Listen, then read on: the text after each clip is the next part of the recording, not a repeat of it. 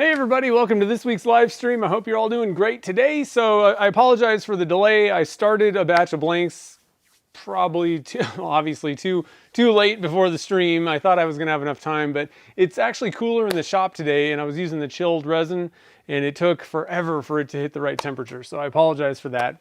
But so for today, we're gonna kind of go over the results from the tests that we did last week. We did a bunch of tests. We did how much pigment, the liquid pigment, can you put in resin before it screws it up or does something, has a reaction.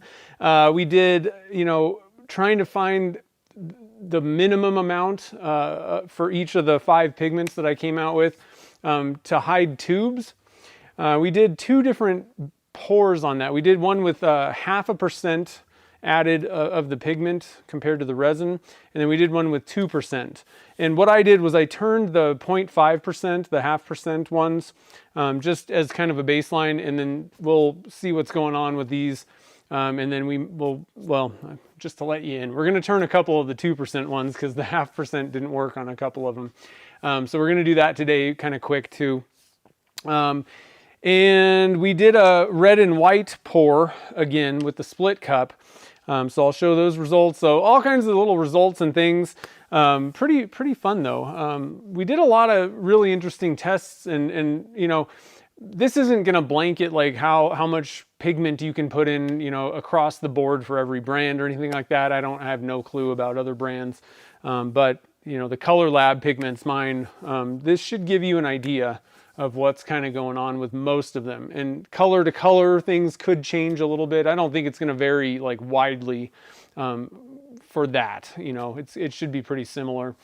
I think the main thing that you're dealing with, it's not so much like the color, the pigment itself. I don't think that matters.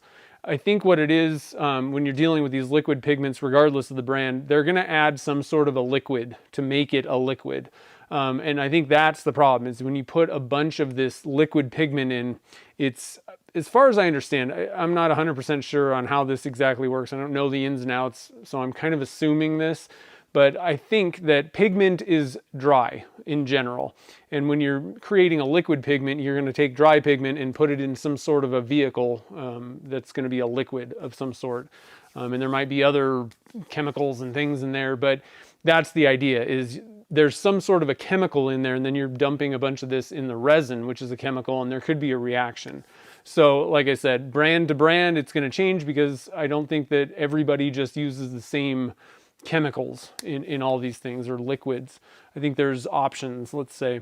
So, and some may put more or less, or, there's all kinds of different things. It's all proprietary. So we'll have to kind of see, but like I said, I don't think there's going to be a huge difference color to color in these things, maybe a little bit, but like maybe some of them have more of that chemical in there or something like that. I don't know. But it should be pretty fun to kind of check these out. Let's see. Is there any other news? Well, happy Father's Day to everybody for tomorrow. For anybody that's a father out there, or a dad dog, or even sort of a father, like an uncle. Just go have fun at the barbecue or whatever you're doing. So this week was kind of a messed up week. My mom went in the hospital, and so I lost all kinds of time in the shop. So that's why I'm way behind on everything. I haven't gotten the pictures up for the pigments yet either, but everybody that pre-ordered so far, those orders did go out. I just labeled, I pretty much have bottles of everything at this point. I don't have all the bottling done, but mainly I need to get labels on the bottles. That was kind of the final step. So I just decided to label the ones that came, the orders that came in. So your pigments are on the way. I'm very excited about that. It was kind of, it's a different product to ship even. So like even that was that took forever kind of to figure it out. So let's see here. Is there any other things going on? It sounds like Michael got hurt. I hope you heal up quick, man. That's no fun. Let's see if I missed anything. And just to let you guys know, I'll give you guys the first option. There is one pen blank club opening. Somebody had to cancel. So there's one available on the website. if you want to go grab it right now, I would suggest going and grabbing it right now because it is live on my website. So just to let you know, I'm pretty sure people have emailed me, and I got to be honest, I totally lost all the emails and all that stuff. So I don't know who was like first in line or anything like that. I thought that I had those somewhere, and it just totally got lost in my inbox. And it, some of them, like if people send me, it's even worse if people send me messages on like Facebook or Instagram. I lose those faster than anything. So email is generally the best, and I still manage to lose those things. So I think what I'm gonna have to do is, like, I guess I thought I created like a folder for these things for people that were interested. And so I apologize if you asked like a long time ago, but I'm just gonna have to open it up to whoever gets there first gets in. And if you order to, if you sign up like today, you'll be in on not this month because they just literally went out, but you should be in on the next month. And the way that it works, just to remind everybody, you pay up front, and that way I know how many subscriptions there are that I need to make blanks for. So it's kind of when you initially sign up, it kind of sucks because you pay and then you have to wait like 30 days or it depends on when you do it. But right now it would be like almost like a month before you get your first box. So just to warn you, because people, and understandably, people were like, hey, where's my stuff? And I'm like, it's going out in a couple weeks. So let's see here. Is there any other questions or things going on? Yeah, the pigments. One thing that I messed up on is I thought that I knew how many 2 ounce, like 2 ounce and 1 ounce. So if I messed up anybody's order and sent you like the wrong size or something like that, I apologize. I don't think I did, but I almost did off the bat. So let's switch over to the overhead. We got all kinds of stuff. So I'm very excited. I actually ended up having to turn 2 of these. I think this was the last blank that we poured, and it was kind of a funky. The end part of it was, I was kind of dumping, there wasn't a lot left in the cup, and I think that's why we ended up with that. I mean, that's kind of crazy looking, but I don't think that's how the majority of I don't know if I could recreate this. I don't know how that happened, but I turned another one, and I think this is what most of them are going to look like. The chilled resin definitely helped. So the thing is, if you're going to do the split cup and you want to get that kind of separated vertical line, there's no way you're going to get like a pretty straight line. There's going to be a little bit of, in between. But if you want to get this kind of effect, you're going to have to wait for the resin to get pretty thick. It's definitely easier to get there at lower temperatures, and the chilled resin definitely fixed that problem. Now, so here's the results. You guys are going to fall out of your chairs, I think, because I did. Here's the results of the blanks that we poured up to 12%, and frankly, I mean, they're hard. There is absolutely, let's just throw out everything below 12. 12% is hard.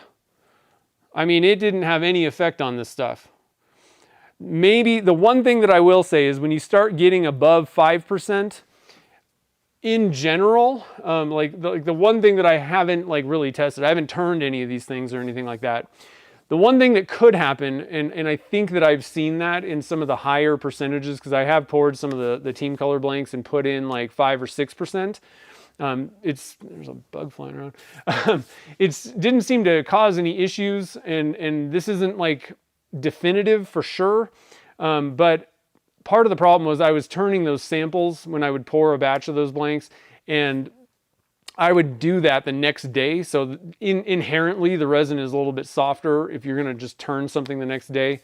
But it did seem like the ones that had higher amounts of pigment were a little softer. Now, the thing is, what that may be doing is just slowing down the curing process. So and I haven't really tested this. I haven't waited 5 days, or whatever, to see if there's really any difference in feel. Now, when I say they're softer, they're a little bit softer. It's not like they're soft.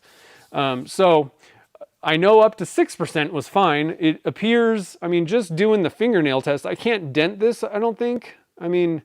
It doesn't feel any softer. It may be a little bit, but it may be just a slight bit softer than something that's got only like 2% pigment in it, okay? So obviously 12 worked, so I'm like, okay, I guess back to the drawing board. So I poured a 20% and a 30%. And I'm talking, that this is like astronomically off the charts, the amount of pigment. I mean, most places say 5% is kind of the maximum. That's been kind of what people say usually. So, and again, pigment to pigment, things kind of change a little bit, right? But 20%, hard. I mean, it's effectively, it doesn't feel any different than the 12%. Okay, so we're good up to 20% possibly. I did one up to 30%, and this one feels soft. Okay, I can dent this one still. And I poured this one the same day and everything as the 20%. Now, it is a different color, you know, so the main thing is, and I don't know if I can get this on camera. I don't know if it's going to show you. Can you see there's little dents in the top, and I can add dents. I'm going to try one over here.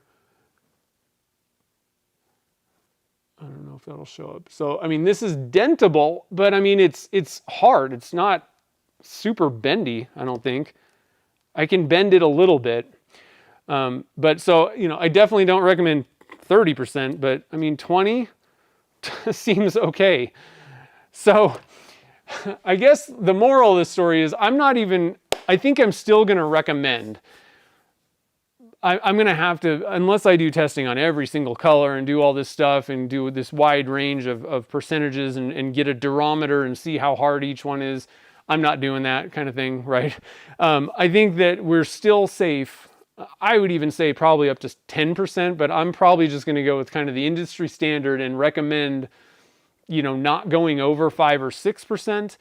And if you do need to do that to add more pigment to it, then you're going to have to do your own testing just to make sure. And even if I did a bunch of testing, I can't for sure say that every circumstance with every resin, you know, that's the other thing. We've done this test with the Lumelite, clear, slow, but you know, I can't test every resin out there. So there could be different effects with different resins, epoxies, and you know, polyester resin and all that kind of stuff.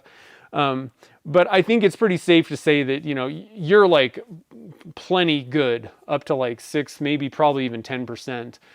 So if you really need to get a very, you know, opaque blank, and like I was saying before, yellow tends to be really see-through. Blue can be a little bit, and I've seen this across the board with other people's pigments. Divine Pigments was the same exact way.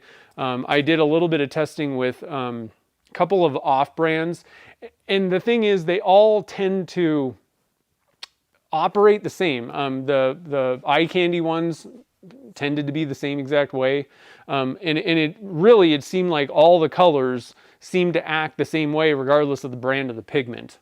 And I think the reason for that is I don't think there's like a bunch of different options for pigments out there. I think the pigments are the pigments, and you can only kind of add so much. There's some cost prohibiting, and there might even be just mixing prohibiting on how much of the pigment you can literally add to the vehicle, you know, the stuff that you're putting it in. So I think that this is a good example of like, regardless of whether you're using my brand or someone else's, I think these things kind of go hand in hand with all of them. Now, let's switch back. Is there any questions? Nancy and Scott, sweet. I haven't talked to them forever. Nice shirt. Yeah, I decided to pull this out. I almost made it to the Saturday morning cartoons this morning, but I tuned in, like literally they were turning it off, and I was like, dang it, I always miss. Saturday mornings are tough for me to catch that. But I always love to support Jake and Jamie and all the folks over there. And if you don't know, Saturday morning cartoons, so it's, you know, every Saturday, if you're not, I mean, I'm pretty sure that everybody that watches my thing is probably watching Jake's, but Jake does awesome stuff with resin. Pretty similar to what I do, but he does like bigger projects and like, you know, bowls and all kinds of stuff. Stoppers, like he does a wider range. I'm a little bit more focused mostly on pen stuff on my channel, and I deep dive into things. Obviously, we do a bunch of experiments with how resin casting works. He's a little bit more just kind of like, let's have some fun. And they got a bunch of people. The chat's great. It's a fun time. So if you don't know about that, Definitely go and subscribe to that and watch that on Saturdays. Emil, how's it going?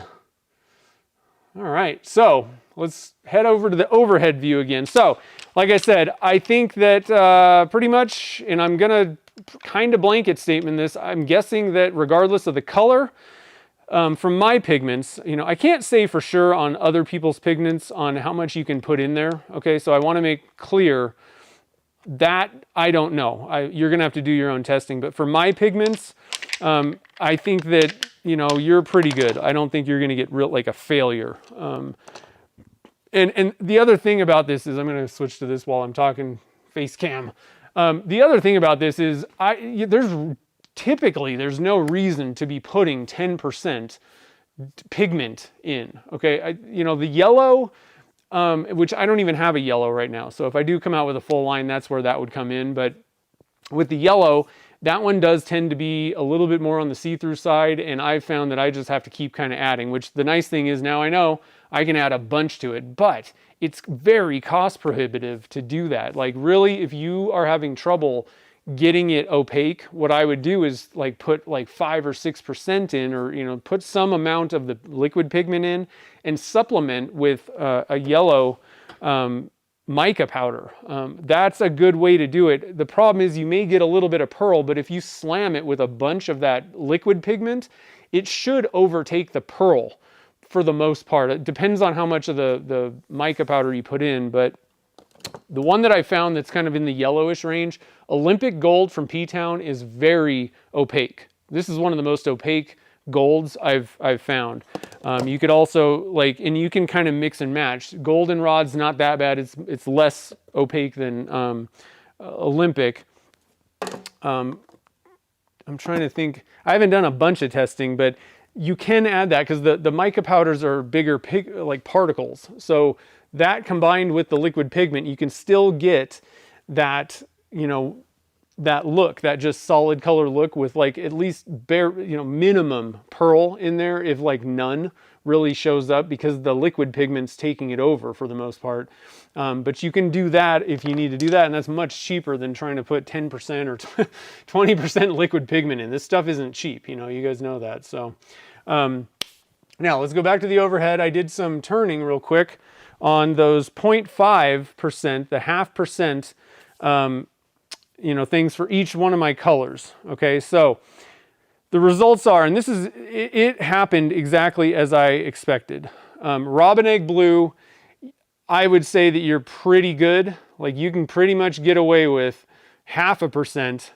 I would probably recommend just going to 1% on this, just to make sure. If you're trying to hide tubes, I would probably just go up to 1% and just make sure, but I really can't see tube or really glue splotches. There are a couple areas that seem a little bit lighter. You can maybe see something going on there.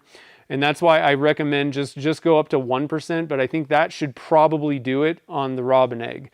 The Watermelon Pink, there's a very slight bit of, especially at the ends where it's definitely like the thinnest. I can barely see a couple areas where it just looks like different. I can't see the tube. It's not like the tube is really sticking out at me, but there are areas where it seems like kind of lighter or darker. So again, 1% probably is going to be good enough on watermelon as well. I do want to do a test. I'm going to pour some 1%. We have 2%, and I'm almost certain that 2% is absolutely going to be more than enough for these two for sure. Now, when it comes to coral, it is a little bit more on the like lighter side. And I can see some areas, there's definitely some areas in this where I can see some color variations.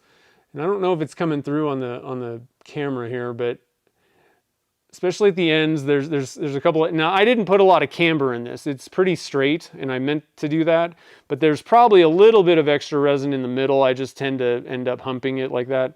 But there's a couple little areas. So definitely 1% on the coral. You might even add like 1.5% on that one. It's a little bit more transparent, just to make sure. I think 1.5%. And like I said, I will do some experiments with the 1%. We have 2% that we can turn. This one's kind of in the middle. I think you're probably going to be good with 1%, but it may require just a little bit more. Now we get to the army green and the navy blue, and I think you guys can probably see these are definitely lighter. There's like super areas that are lighter, and I mean really you can kind of see, let's see, which side was that? You can pretty well see like the tube on this, and like glue splotchiness and stuff going on. So army green is going to require more. I think you're probably going to have to go to like 2%, maybe 2.5% on army green. And really same goes with blue. All right, it's so thin looking. You can really kind of see the tube. Now it's not like brass is sticking out at you, but it doesn't look rich and dark. There's definitely lighter areas. You can see down at this end, it almost looks green, which means that gold and the blue are mixing. It's kind of turquoise-ish. So again, navy blue, I would probably step it all the way up to 2% on that one as well. So what I want to do though, just to make sure on those, like I said, I don't think most people are going to complain too much. If you put 1% for the other three, I think you're going to be probably pretty good. I do want to do a test with 1% on those. But I want to do on the stream today, what I want to do is I want to turn the 2% of the green and the blue just so we can kind of see what that looks like. I'm thinking that should be enough to hide the tube and look like a really good solid, blue. But like I said, these two don't even they don't come close to passing my test. They're weak looking. Like the color is just not dark. And I didn't paint the tubes or do anything. They're brass underneath there, just to let you guys know. So that's the results from all the experiments that we did. Let's see here. Got to run. Business at the booth. Sweet. Have fun. Tell everybody I said hi. So like I said, for the most part, 1% should be pretty good for the three kind of lighter, brighter colors. These other two though, they're a little bit on the more transparent side, so we're gonna head to the lathe and do that. The other thing I want to do today is we're just gonna pour a batch of blanks. I had no idea. I don't have like a pre-planned thing, so I thought we would just do kind of a fun one. We can like super chat it, or you guys can throw out some colors and we'll just mix up like 4 colors. I think a 4-color pour would be cool. We don't have to use my pigments or anything like that. You can choose those, but anything you want, any colors. We'll kind of let it be a viewer kind of batch for this one today. Yeah, I'm gonna add the recommendations once I'm very certain about this, but yeah, I think it's a good idea. That's one of the things that I don't like. I mean, most of these pigment, like eye candy's great, but they definitely don't cater to pen turners. That's not what their business model is, specifically. They cater to a lot of different things, including automotive industry. So and it makes sense. They're not going to be like, oh, if you want to turn a pen and hide the tube, they're not going to put that kind of stuff on the website. But like nobody else does, even if they are kind of within the pen turning thing. I think a lot of people probably shy away from doing that because it may not work in every single case with every single pen. And I'm just going to have to put a little disclaimer, like, you might want to experiment. Don't fully trust this on every single kit, but in general, so I'm going to have to language it up a little bit, but I'd like to give people guidelines so you're not putting way too much, pigment in, or you're wasting pigment and resin thinking that, a few drops is going to do you good, and it's not even coloring the blanks. That's what I want to avoid, and just make sure that, you guys are not, I don't know, just a little guidance helps and goes a long way. And it's like a simple thing to just say, this is kind of the recommendation. Do an experiment, do a test first, just to make sure. Don't pour 1,500 blanks and, expect it to work. But in general, this for most kits should work. Mark, we're doing a ghost green. So I think what I'm going to do is turn first. You guys can super chat during, so you're definitely first. So we're going to do 4. So if we get 4 super chats, that's going to be the limit on the colors. I like 4. 4 is pretty good. If somebody slides in with a 5th, we can do that too. It's not a big deal, but I just kind of want to do 4. So like I said, super chat if you want the colors. We're going to do that at the end of the stream though. One other thing that I did want to share. So just to remind everybody, the pigments are on sale 20%. There's a link in the description. I'm going to go grab a link and put it in the chat window too. Hold on a minute. And the code is Color Lab. I had to think. I was like, I said the word code and then code red or something. I was distracted. Let me find this discount. I can get a link that should apply it automatically if you use that link to go to my website. So let me do that. So 20% off during this launch time. Get a shareable link. That's what I want to do. Copy. Okay, so, but when you're checking out, just make sure that the discount, every one of them should be discounted 20%. So just make sure when you're checking out, and if it didn't do that, then type in the word Color Lab, all one word.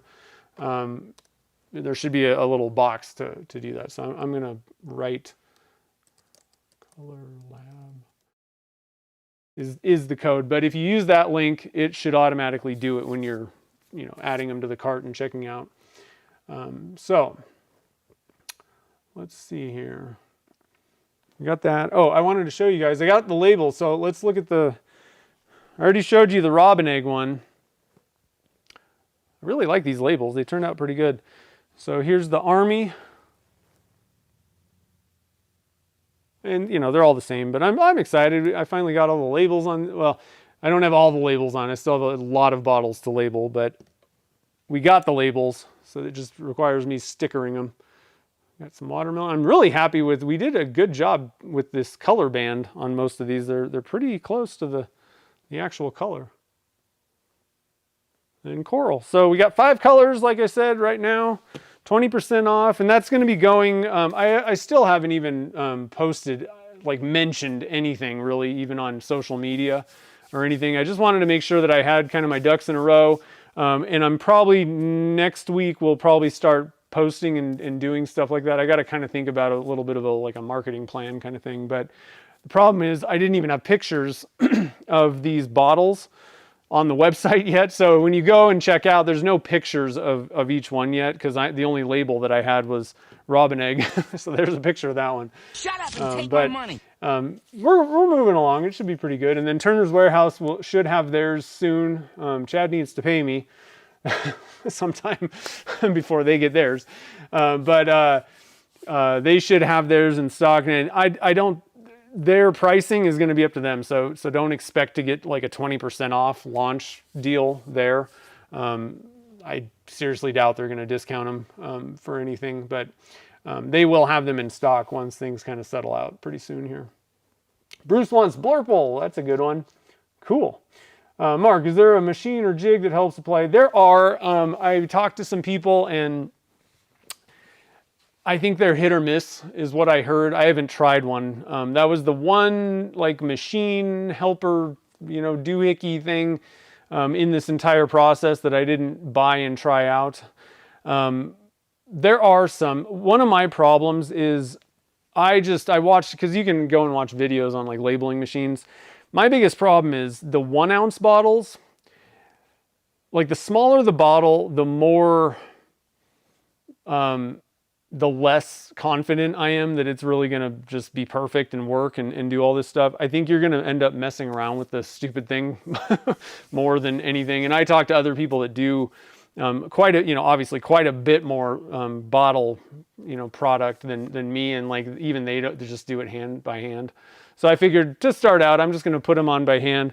You might notice, some of them aren't 100% straight, so sorry, but for the most part, you get them straight enough and it doesn't take that long. But there are machines, and down the road, if I expand the line, I'll probably end up trying one.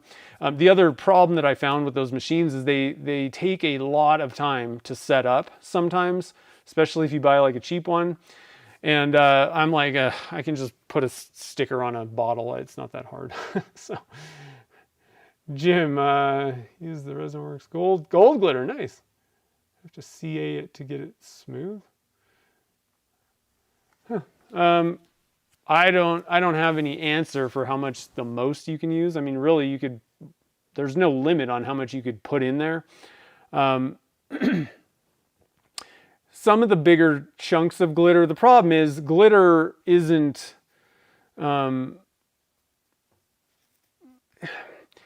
it's a big flat piece of slick, material, right? So if you put a lot in and it's really packed into the blank to where that's all that you can see, you typically need to do a CA finish on it. I was mentioning, so I sell some glitter blanks. Here's an example.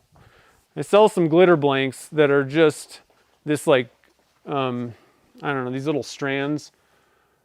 And these absolutely, you have to put a CA finish on to make it polish. Because the problem is you can't polish the glitter. Like the glitter's not going to polish up. And so if it's packed so densely that that's all that's on the surface, then you're going to have to coat it. So with glitter blanks, if you're heavily packing it, you're going to want to put a CA finish on top. And that'll seal it up and everything anyway.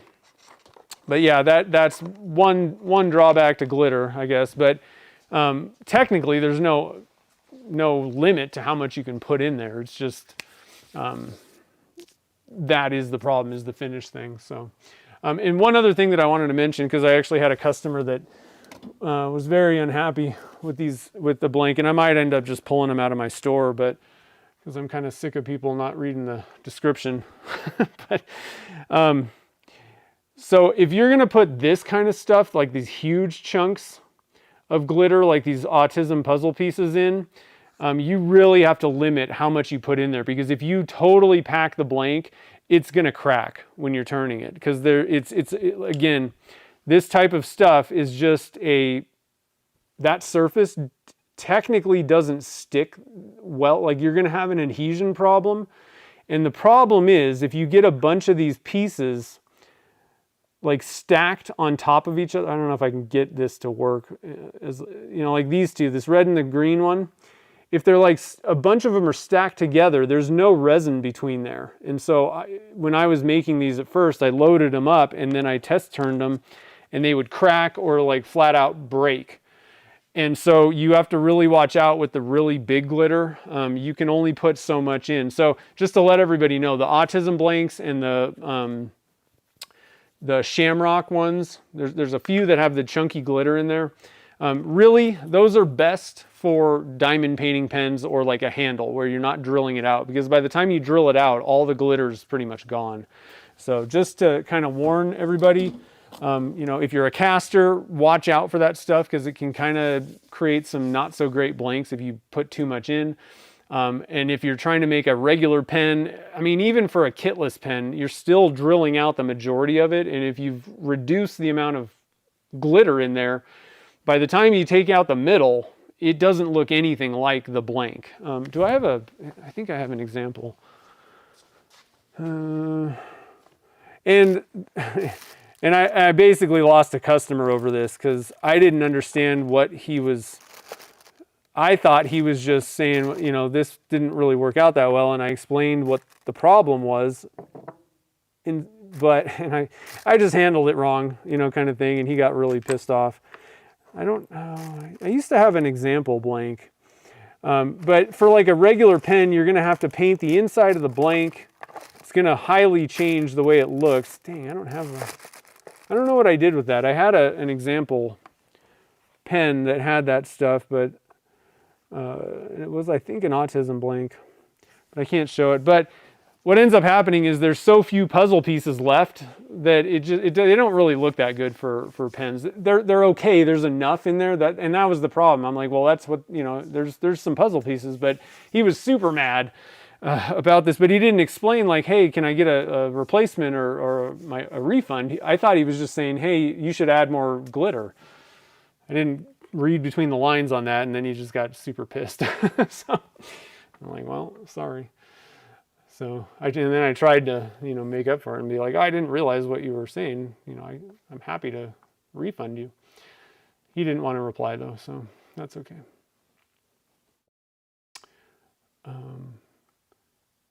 Maybe something as simple as what done. Label. Yeah, I mean, you can like glue them onto the tube. That's a good way, if that's what you're saying. That's a better way to do it if you're going to do it that way. Paint the tube, glue some little pieces on, and you're much better off. I still wouldn't try to just cast these with a bunch of them in the tube in molds, though. That's not going to change anything. Yeah, you got to sand the big glitter piece. So anyway, let's head over to the lathe, and oh, that's not the lathe. Let's head over to the lathe. And and again, because I'm so behind, so hopefully these don't blow up in my face. I don't know if I can. Well, I can't really turn the camera, so I had to actually glue these things in this like before, like an hour ago. So I need to go over to the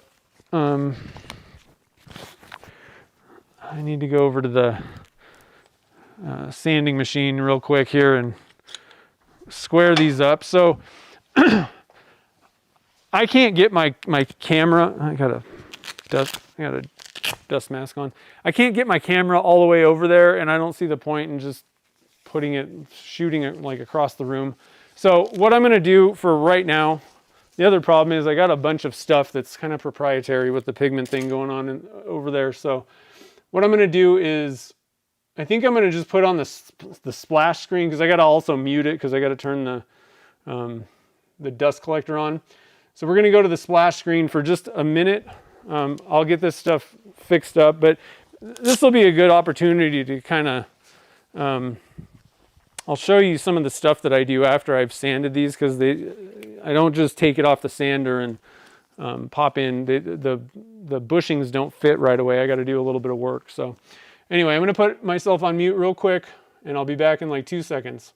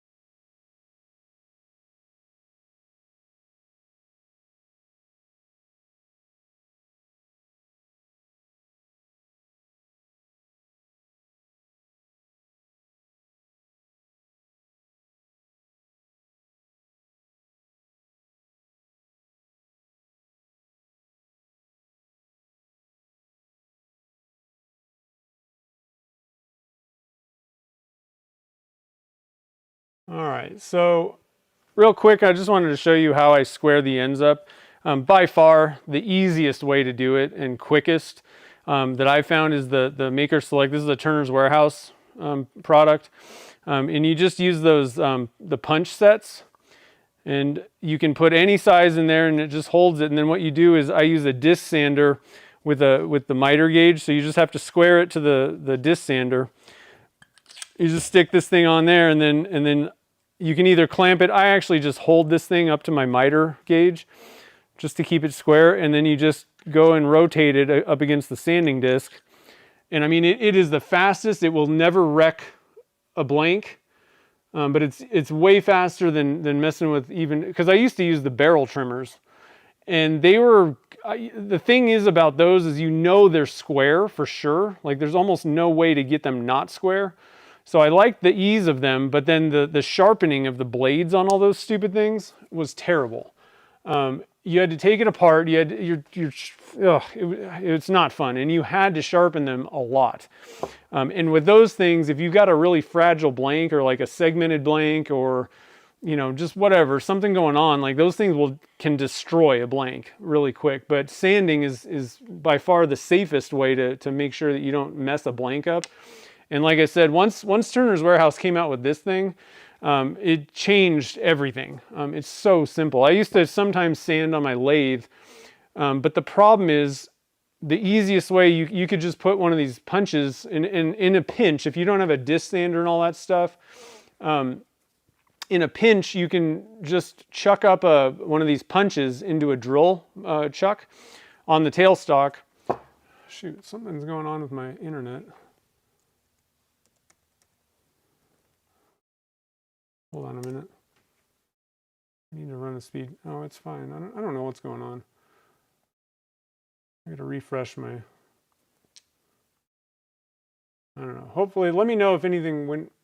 If my stream stopped for some reason. I don't think it did. What was I saying? So in a pinch, you can put one of these punches in a drill chuck in your tailstock, and then run a faceplate with sandpaper on it. But the problem with that is the sandpaper, you're only using one spot in the middle of the sandpaper, and it just clogs up really fast, and it's not great. It's better to be further out on a disc and be able to do that. So that's why this works if you have a disc sander. And frankly, if you don't have a disc sander, to be honest, they're really cheap. You can probably find a used one for like $50, and you don't need the most extravagant, crazy thing either. You could probably buy one of the cheaper ones, you know, from wherever, and it would probably work pretty well. Obviously, better ones may be more square and all that kind of stuff. You really need to watch out and make sure you keep it square. That's the biggest drawback to doing it this way is you know, you could end up kind of angling it if you don't have everything set up right, but it doesn't take much. Grab a square, you know, square it up, and everything works pretty good. So the problem though is, after I've sanded this, there's kind of a little bit of a lip in there, and sometimes you got glue and all that junk. So I'm going to go over by the lathe, and I'm going to show you how I get these things ready, because the bushings don't fit, you know, in. You might be able to get the bushings that go on the mandrels. Those things tend to be not even close. Like there's a lot of slop in those things usually. The TBC bushings, you know, that Brian makes, they're very accurate, and so you get a better fit. But the problem is if there's like a lip hanging off or glue, they won't go in at all. So let's go over to the lathe, and I'll kind of show you. I have this little tool that is really helpful. And if I ever break this, I actually stole this from my dad. It's like a little 3-pronged little knife thing, little scraper doohickey, and you could just make one of these basically. Grab a piece of metal. But so what I do is I go in there, and one of these blades is sharper than the other. See how I'm pulling out a piece? I'm on the right camera, right? Okay. So there's like a lip in there, and I just clean that up, and I just kind of scrape around if there's any glue that got in there. And usually that'll get everything fixed up for me. And the bushings fit nicely, and I don't have any problems. So then I just take my bushing, just check the fit, and it fits like a glove. Everything's good. So I haven't done anything to this one. Let's see if this one fits. See, it won't go in there. This one, that one did. So that little lip might not have been as bad on that side. But I find that most of the time there is a little bit of a lip, so I just go in and clean it out. And like I said, make sure there's no glue that got in there. This one, oh yeah, I totally, look at all that glue. That's probably why the bushing didn't want to go in. Like I said, there's a lot of times there's just this little lip of metal also. So this was the side that didn't want to go. It's still a little bit tight, but I think I still got a little bit of a glue chunk in there somewhere. And there's probably better ways. You know, you can use one of those barrel trimmers, but I find that they don't fit as well. So unless you got a huge chunk of glue, it doesn't tend to clean it out for me. There we go. That fits nicely now. So let's do the army green one. And I got to be honest, guys, I'm not 100% sure if 2% is even enough on these ones necessarily. So we're gonna. I'm curious to see how this goes too. You know. So we'll start with the army green. We'll get this thing set up here. I got to get my phone out so I can see the comments. I'm going to go over to the computer real quick and see if anybody said anything. Yeah, Harold likes it too. Yeah, it works. I mean, because I was always like, I don't want to mess around with all this sanding and all this.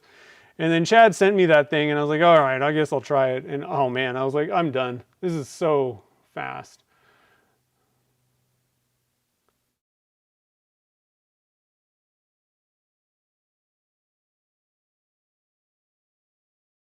Yeah, I don't think I missed any. I just got a cheap, yeah, the belt and disc. Small, yeah, small diameters too have a problem. All right, so let's, I just wanted to check the comments and see if anybody said anything. I'm gonna get my phone out now. And I'll be able to see you guys' comments on the, right over the lathe here.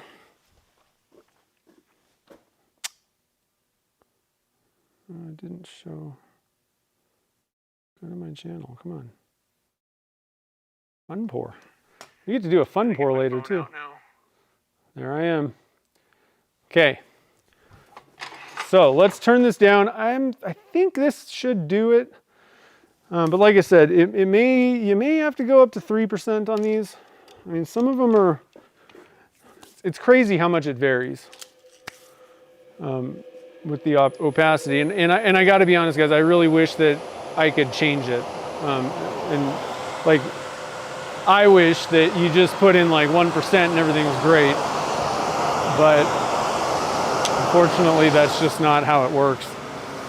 And like I said, I have never found a pigment where that's the case. They all tend to kind of be about the same.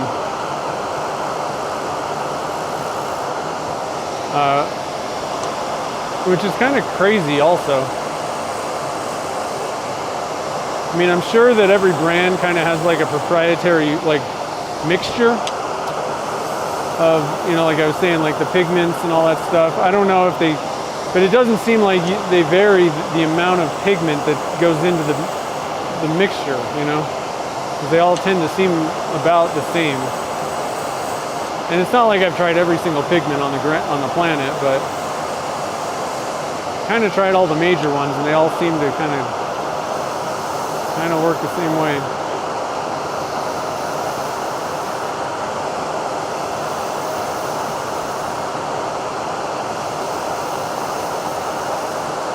So all I'm doing is just trying to get this thing pretty much like a straight, flat, and even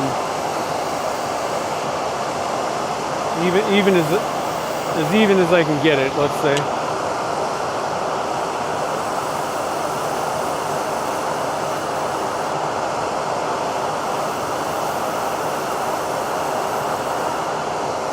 And hopefully I won't blow the blank up. I generally recommend letting if you, like I use CA glue, and regardless, if I used epoxy, I would do the same thing, but I generally recommend gluing and then letting it sit overnight, because then the glue will get the maximum strength.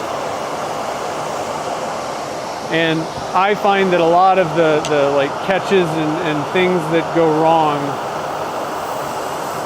dealing with at least in my experience, you know, all the blown up blanks that I ever had resulted from what I kind of felt was a glue bond issue.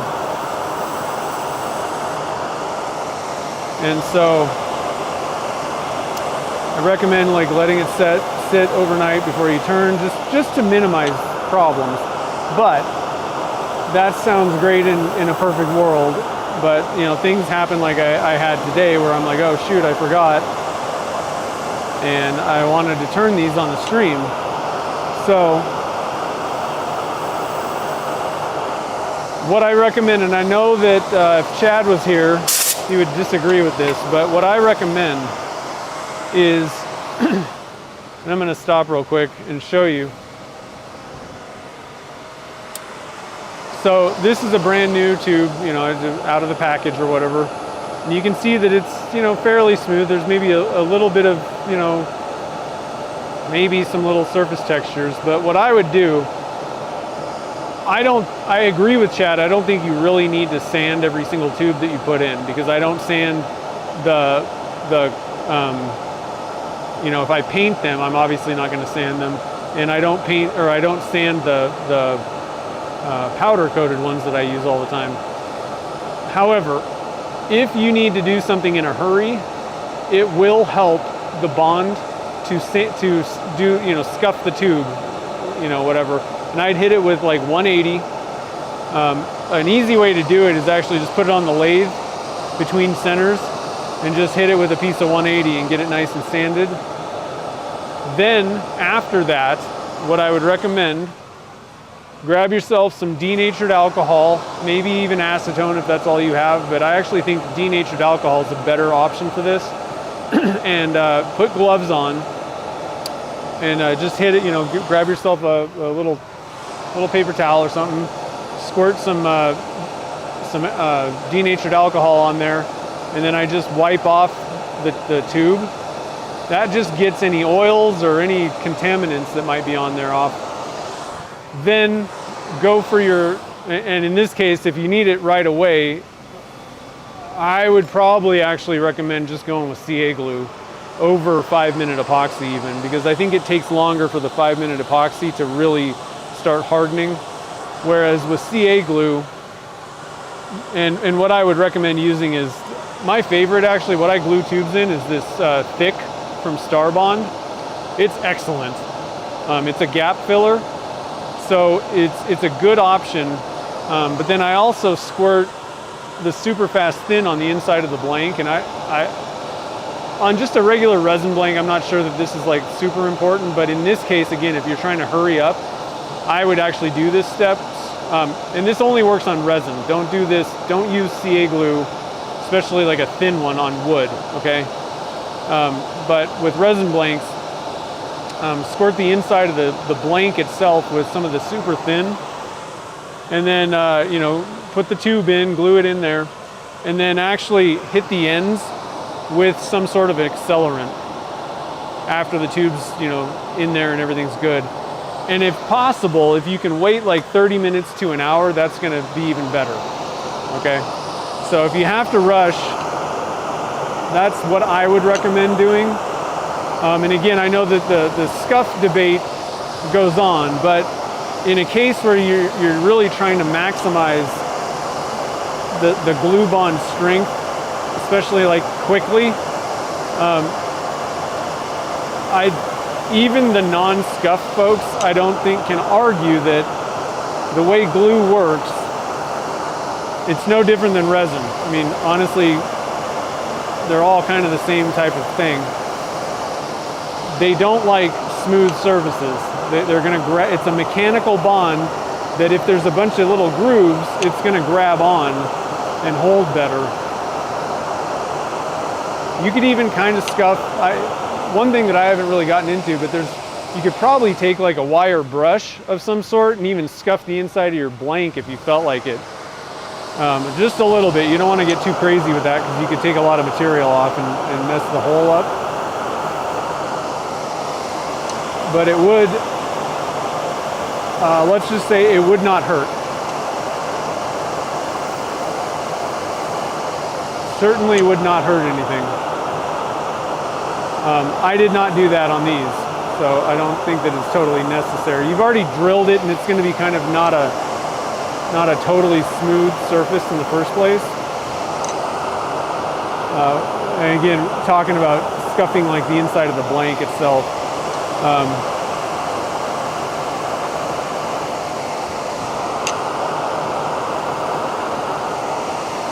Okay, this doesn't need to be like perfect. Good enough. And I'm going to actually sand and polish this because it will kind of change. If you've got a bunch of scratches in there, like a polished surface will transmit light more, and that's what you're most likely going to end with, right? So you want to do a full, if you're going to test something like this, you want to do a full polish on it. Let's see here. So let's get the lathe. Oh, I washed my lathe buddy, by the way, guys. I just threw it in the washing machine and it came out pretty good. The only thing, and I think they actually changed, I think they improved things. The only thing I will say is there's a little bit of stringies on the end that are inconsequential because they're on the outside of the seam.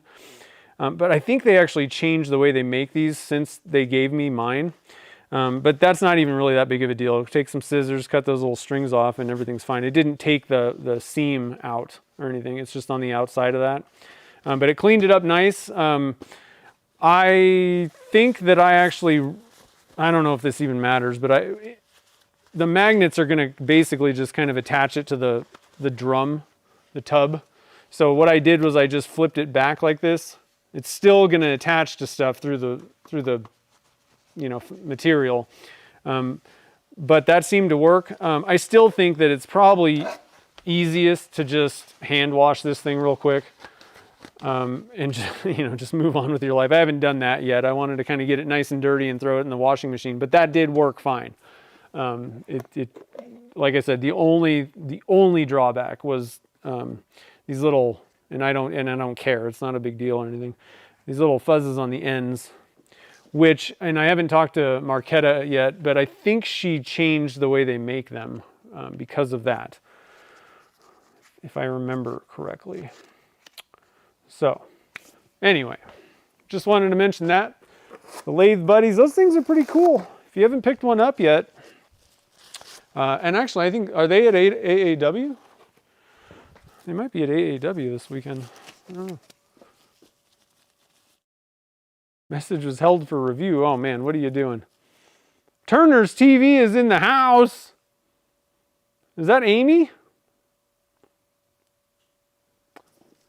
What is this message that's being held up by Harold? Harold, are you causing trouble again? Let's see. I don't see it on my other screen. Huh.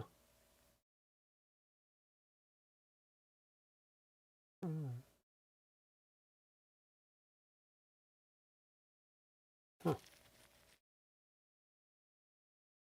I don't know what happened. Something was weird on my chat app. It is Amy. That's cool. Yeah, some scissors. Yeah, the strings, they're not going to hurt anything anyway. I know, I love the dust. I don't like the noise of the dust collector. And it's not even, like, regardless, it's not because I have a bigger dust collector. It's not, like, the dust collector itself is not particularly loud. It's the air movement, the suction of the air through this cone thing that is so loud. But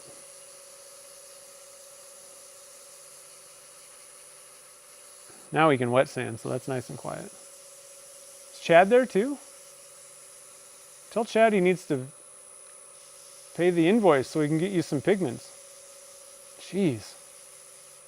Come on, guys. I got them all ready. I do have to figure out how I'm going to ship all those things and whatever.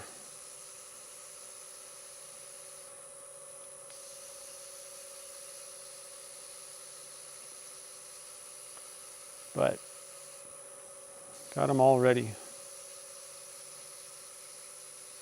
Oh, Snoop Dogg sling.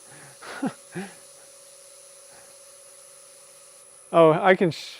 I don't know what. Oh. I think it was like a personal setting on my own, because like on my computer, it I don't know if I saw that or not.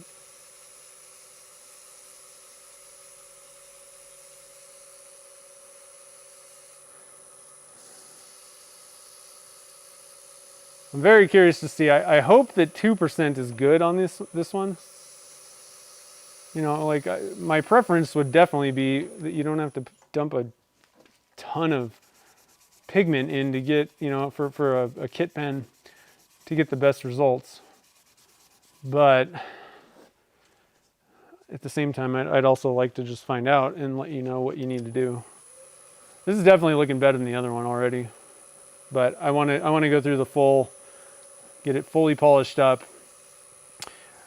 just so we can see. Because like some of those other colors, like the coral, you know, if you're just holding it away from your face, everything looked fine. But when you kind of get up there and inspect it, there was a couple areas where it just seemed like there was some areas that weren't as like dark. I don't know. It just looked a little funny, and that's why I think that 1% is a better choice for the robin egg and the watermelon. Coral might need even a little bit more, 1.5 to 2%. Well, I do want to do a test with 1% on all of these again. Well, I would not recommend 1% on the army green and the navy blue. I don't think that's enough. I would just go straight to 2%. That's why we're doing this test, because if these are even a little bit light in areas, then absolutely 1% is not enough. You know, we know that for sure then. But we'll find out in a second. It's hard for me to tell with it wet and all this stuff going on. But I'm going to do a full magic juice treatment on this to get it as polished up as good as possible. We'll be good to go. Let's see, I'm missing, oh God, pushing buttons. Oh snap. There's Chad. In the garage, what are you doing working, man? It's Saturday. I'm actually surprised you guys aren't up in the northern Arizona doing some stuff up there.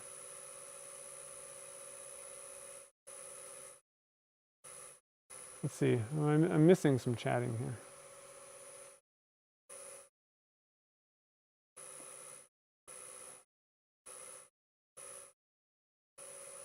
Yeah, what are you working on in the shop?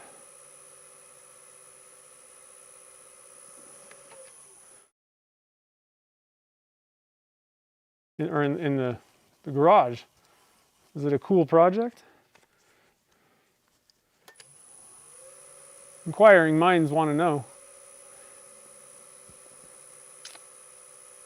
All right, so like I said, this thing's looking pretty good to my eyes on the lathe so far. But I mean, even, you know, I'm going up to the blue here, and that's you know, you're getting relatively polished by the time you get to like blue on the Zona papers, but things rapidly change when you start hitting it with the magic juice. It really increases the polish, and like I said, the higher the polish, the more light transference can kind of go through it or whatever. And so I think it's very important that we do a full, give it the full polish possible if you're going to do this kind of an experiment. And so for anybody that's kind of just joining the fun, I know Chad and Amy, what we're doing is just seeing what like the minimum amount of pigment is that we need to put in for like these army green and, you know, the 5 pigments that I came out with. Because I want to add that information, and it's not going to, you know, be across the board for every pen kit and all that kind of stuff. It's going to be kind of a recommendation, but I think it's better to have a starting point. I think it's nice. Personally, I would want to know when I bought it, like, okay, how much do I need to add if I'm making a kit pen? You know, just as like a starting point, at least. Sometimes you may have no, I want my lathe buddy down there. You may have no clue, and you know, you're like, oh, let me put a couple drops in. No, that's the wrong answer. You're gonna have to put more than that. And I think that's one of the tough things, because we call these things opaque pigments, and they're not dead opaque, you know, regardless of how much you put in there. They're just not see-through, you know, like the Alumilite dyes. All right, so let's start with the number 1. I'm gonna have to go get some more of these blue towels.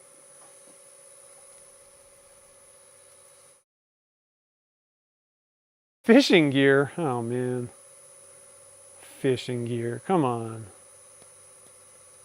Are you gonna make some fishing lure blanks?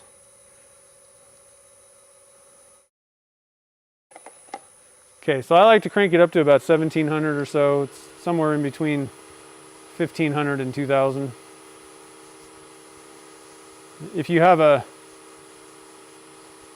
Revo 2436. What is this thing? 2436. If you got my lathe, I basically just crank the knob, the pointers directly straight up.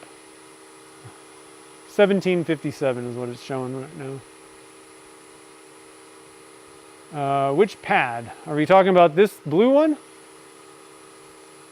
The Lathe Buddy? Or these blue pads? They're all blue. If you're talking about the little towel thing, that's just a shop towel.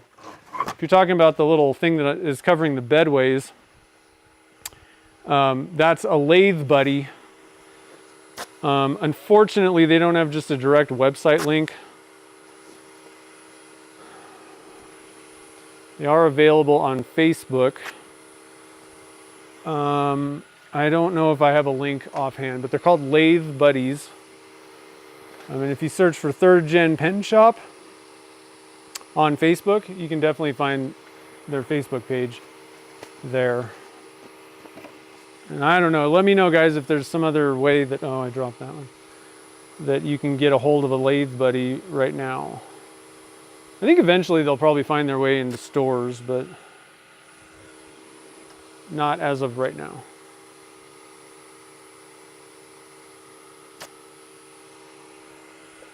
Okay, so we did number 1. Let's move on to step 2. These glasses are, I gotta take these off. So it's cool because for anybody that doesn't know, I found some safety glass things that have just a reader lens on the bottom, which I'm finding helps a ton on the lathe. Rather than having to just find like readers and wear those, or you know, like these are great because they're all integrated. But the problem is sometimes that stupid thing is kind of in the way, and I really don't need to see that great. So I'm just gonna take those off for now. So again, I'm using Magic. That doesn't really tell you anything. Oh, Magic juice bottles are looking pretty raggedy. Luckily, I have another set that I haven't unboxed. So Magic juice, you can get this stuff at Turner's Warehouse. It is fabulous for polishing pens.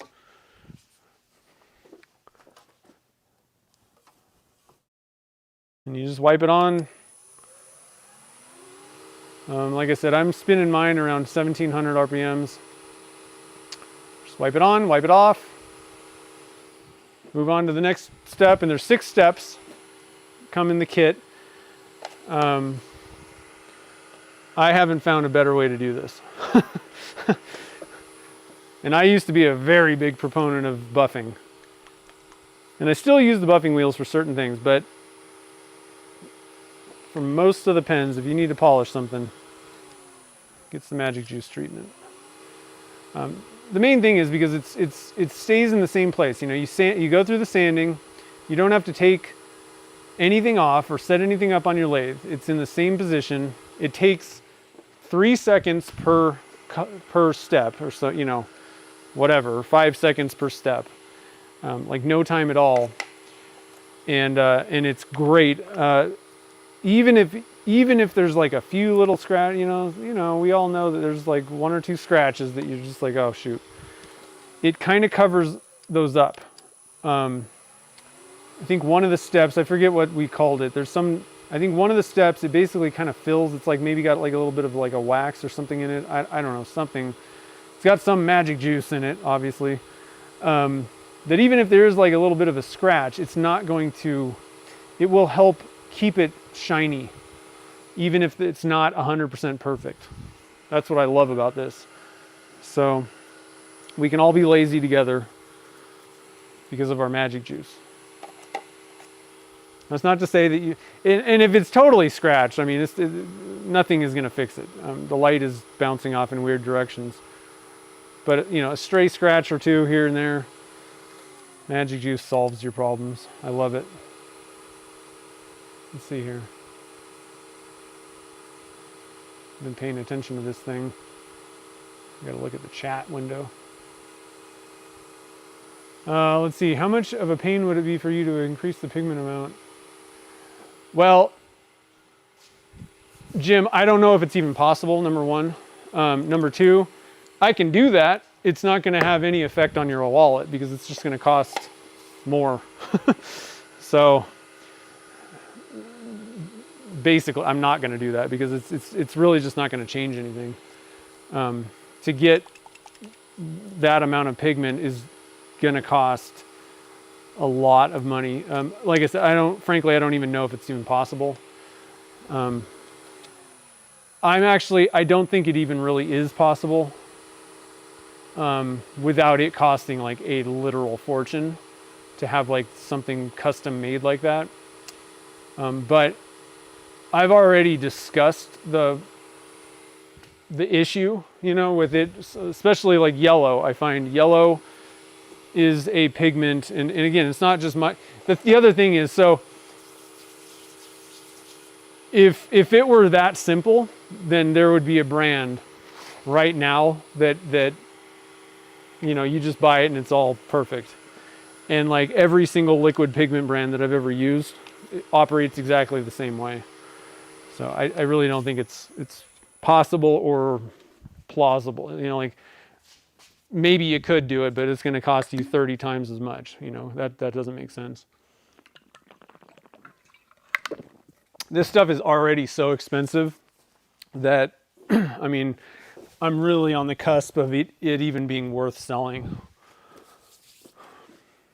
Let me grab a little microfiber. I got a little bit of dried stuff on there. Actually, I got one. Yeah, I've got one over here.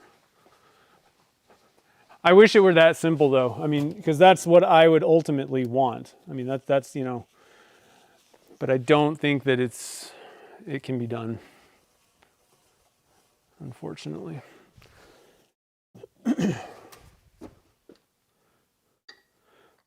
But I can ask my supplier, you know, the manufacturer, and see. So what I was saying is I've already had discussions with him about, you know, the issue with certain things are a little bit lighter or whatever, and he didn't say, oh well, we can just increase the you know, the amount. That wasn't brought up. So this is looking good to me. Let me put on my glasses. Let me put my glasses on. I think I'm actually going to go over to the other camera. And we can compare this one to the 0.5%. Yeah, that looks good. One thing I want to do real quick is I want to crank the light up. Yeah.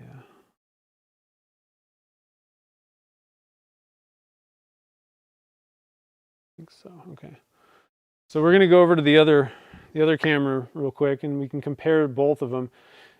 I think it's probably just going to be easier for you guys to see what's going on here a little bit.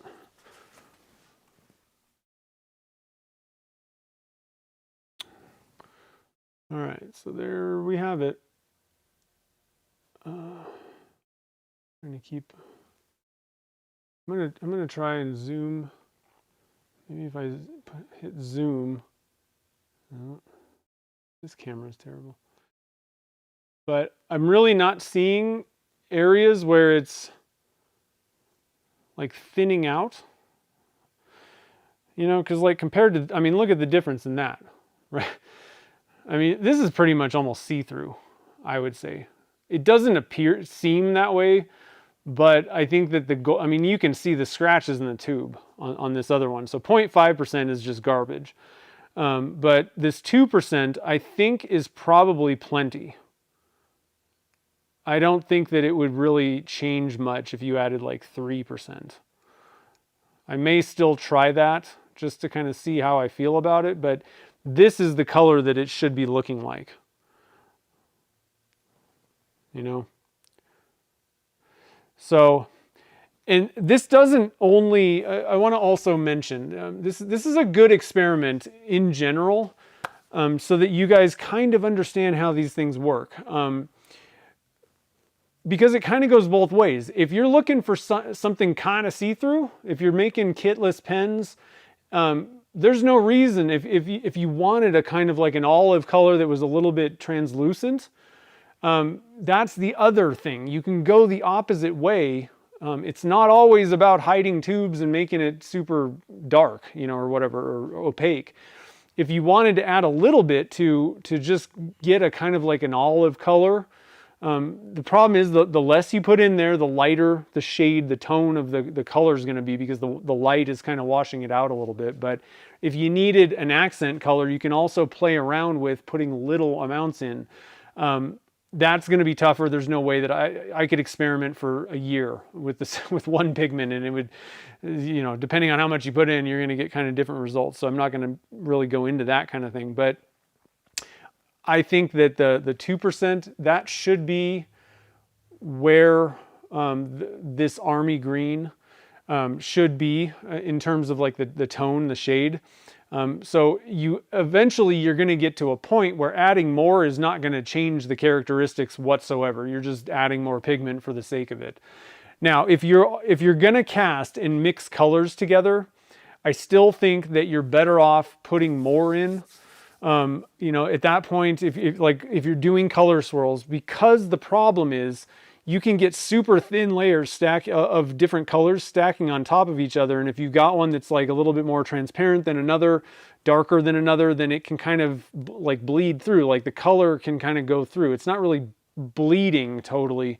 It's not like the two pigments are going together, but it looks like that because the light is pulling color from both of those layers if they're very thin layers. So I recommend loading them up, you know, probably up to like 5%. Well, not 5. In most cases, 4% is pretty good for most of the colors. I'm trying to think. Let me look real quick. Yeah, even like the army green, 2.5 to 3%, something like that, is probably going to be a good number for mixing things together. Color swirl blanks. I would probably go up to like 4% on the navy blue just to make sure. And then when you're dealing with the coral, probably 2 or 3% on that one again. And then robin egg, you don't really need to put that much in. It's going to be very opaque. So like 1 or 2%, 1.5% is probably what I would recommend for color swirling that one. And probably the same for watermelon. Let me look at something real quick. Let me just look at some notes really quickly here, because I have used watermelon for some stuff. Oh, actually, I had another announcement that I wanted to share. Forgot about that. I was debating whether I wanted to do that or not, but I've decided I think I want to. Yeah, with the watermelon, like a 2%, it's probably good. And again, that's for color swirling blanks together, and just the reason I recommend adding more again is just to kind of minimize color bleeding. Liquid pigments are easier to bleed than like a mica powder. The chunks can kind of sift together, and like I find the layering can happen a little bit more where you get this kind of light transference between them. So I just recommend to load them a little bit more. But for this test, if you're putting a tube in it, I think 2% for the army green is going to be good. So let's head back over to the lathe real quick, and we'll do the navy blue one. Let's see here.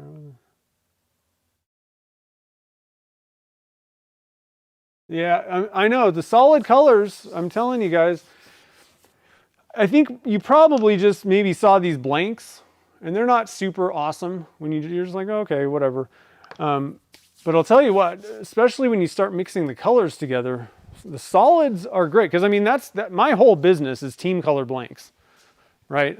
I mean, that's kind of the thing. And not many people are doing these like that, because they are a little bit more difficult to work with, you know. But I'm gonna share just a couple of you know, like the whole reason I'm even doing this whole pigment thing, like I didn't set out to be like, oh, you know what I really need to do is go get a new product that I need to figure out how to make and sell it. That is not the reason. The reason was I needed to convert my team color blanks to vertical pour. And the thing is, I mean, I really love the way that the solid colors go together, you know. I love the mica powders, but they're different. You know, they're two different things. And especially like I think with the team colors, it just obviously makes sense. That's what you're trying to mimic. That's what you see. You don't see a bunch of baseball players with a bunch of pearly colors, you know, running around. It just doesn't happen that much. A little bit in the football, you get some metallic colors, but you know, for a lot of the team sports, you know, what you see is more of a solid color. And so I think for team colors and stuff, these things are great. But even outside of the teams, I mean, the solid colors just have this thing about them. You know, they're different. They're different than what most of the other people are making when it comes to pen blanks. So I think it does offer something pretty cool. And then the best part is you mix them together. So I'm actually going to go get another blank. Coming soon to my store. Finally figured out how to mix blue and yellow, sorta, with an asterisk attached to that. Where's my...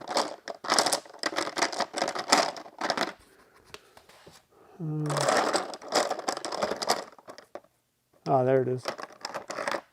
There it is.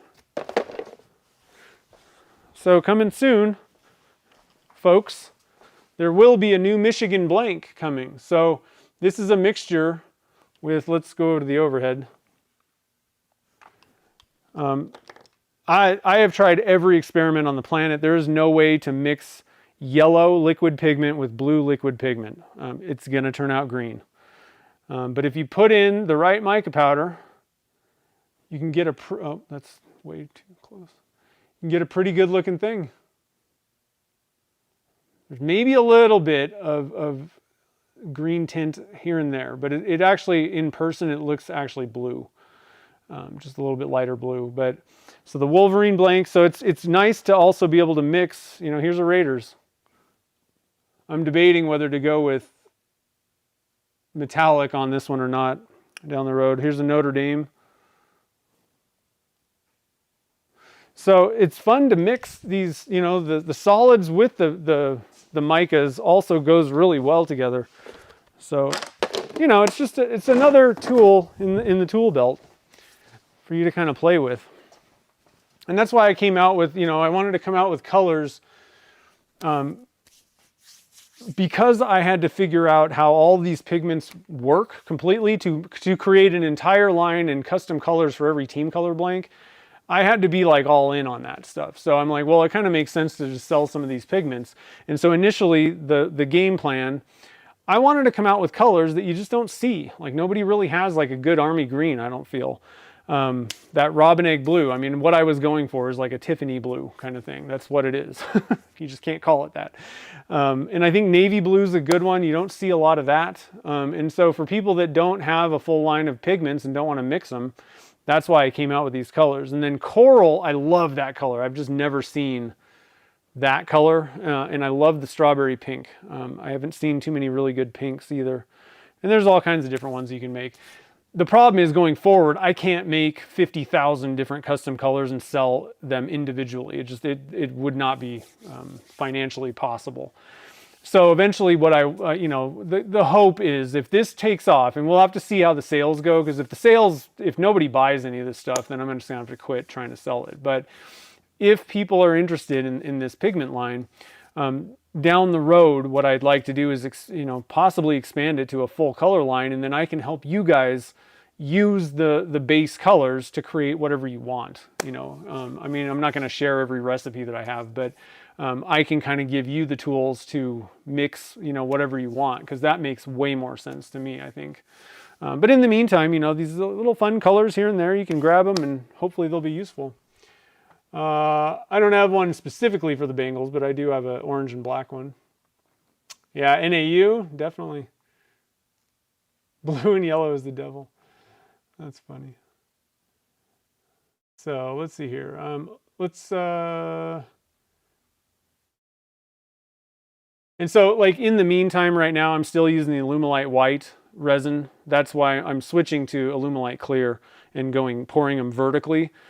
Before, I was using Alumilite white, which is a complete pain in the butt to use, and I was pouring bricks, which also meant that I had to cut them, which also meant that I wasted a bunch of, sawdust, basically. And then you guys got a square blank, which is not very fun for if you need to turn kitless pens. First you got to make it round, then you can turn it. So I want all these things, you know, the vertical pour solved this. But the problem was Alumilite white is a completely different resin from any other clear based resin. Alumilite white, when you mix it together, A and B, it turns solid white. So all the dye recipes I had they don't work with clear resin at all. So it was kind of a crazy thing. But I decided it was time to switch because I was sick of cutting blanks. I wanted to offer something that kitless pen turners can use easier. You don't have to make it round first. Now, because the liquid pigments are a little bit more bleed prone, I will not be selling kitless length blanks. You're gonna have to buy two. I've tried, and I don't think that I can. What I don't want to sell is a bunch of blanks that are kind of bleedy and inconsistent in that sense. The taller that, you know, the farther down that you got to pour, the more likelihood is that you can get some bleed because it's splashing together. And like I said, it's not even so much of a bleed thing. It's just you've got these little thin strands of color kind of layering on top of each other, and it just kind of looks muddy a lot of times. Except for blue and yellow, that just looks terrible. That just turns green. But even some of the other colors can kind of mix together. And so the shorter blanks are going to be a better way to go. You can only do so much, you know?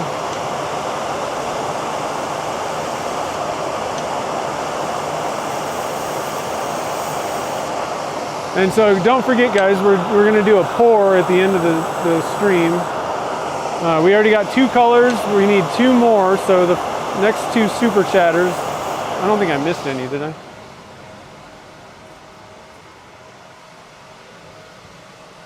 We need two more super chats. Yeah, we got Mark's in. He's going to do a ghost green for that pour. And then we got Bruce is in for Blurple. So we need two more super chats. We're going to do a 4-color pour. And I'll let you guys choose the colors. Could be anything. We don't have to use my pigments or anything like that. I just wanted to do kind of a fun one. We haven't done that for a while. Viewer's choice kind of thing, you know?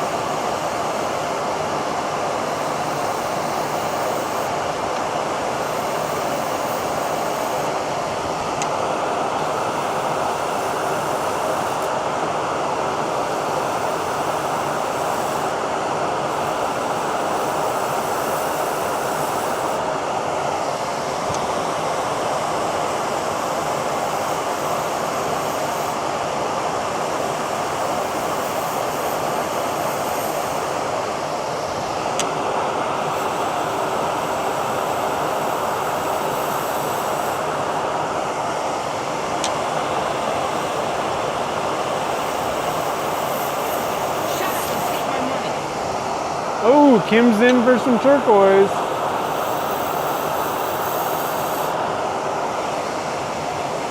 What's a good white mica? There are lots. Depends on what you're kind of going for.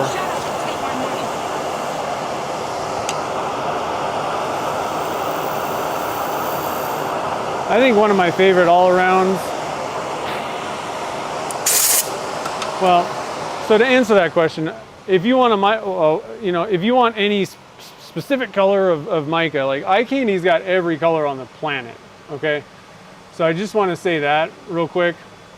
If you're looking for a specific shade that does something specific, eye candy has so many colors that they're a great brand, right? So eye candy is always a good one that I recommend. But the other one that I really like, the two brands that I really like, and it's not because Turner's Warehouse carries them, it's just because I'm familiar with them, but I like them a lot. They work extremely well, right? They picked good colors, and they tend to just, I don't have to worry about it. But this one's a good one. Snow White. Fred picked a really good white. And the reason why I was saying it depends on what effect you want, because you can get one like the Shide, S-H-I-D-E. Where is that? You can get one like the Shide, and that stuff looks like, I mean, it's like almost the consistency of like powdered sugar. Another one that I use is the Pearl X, same thing. It's like powdered sugar, and you get a little bit different effects than some of the, it's because the particles are super tiny, so you get a little bit of a different effect with those two. But the Snow White is like right in the middle, and you get very similar results as the micro pearls do, but it's also not clumpy, because that's what another thing that I find is when you get the super, you know, micro particle stuff, where it's like literally like powdered sugar, it stays in clumps in the resin, whereas this one doesn't, but it has almost exactly the same effect. So that's why I really like the Snow White from P-Town. So, I mean, really, you know, there's a billion mica companies on the planet, right? I'm sure they all work just fine, but I'm very familiar with both Eye Candy and P-Town, and I like them both. They work, all of them work really well. The problem with Eye Candy is they've just got so many of every color that, I mean, like I can't possibly try them all, you know? They got hundreds of colors, I think. So I kind of use the ones that I know. I've got a couple of the colors, you know, versions of colors that I like. And that's kind of what I stick with, just to keep things a little bit more simple. And frankly, you know, Chad did a good job picking good colors. Turner's Warehouse doesn't carry every single color that Eye Candy has, because, like I said, they've got hundreds. But the ones that Turner's Warehouse picked are very good versions of those colors, those shades, already. But you know, there's other ones that I also buy. If I'm looking for a very specific shade, I'll just go grab something off the Eye Candy website.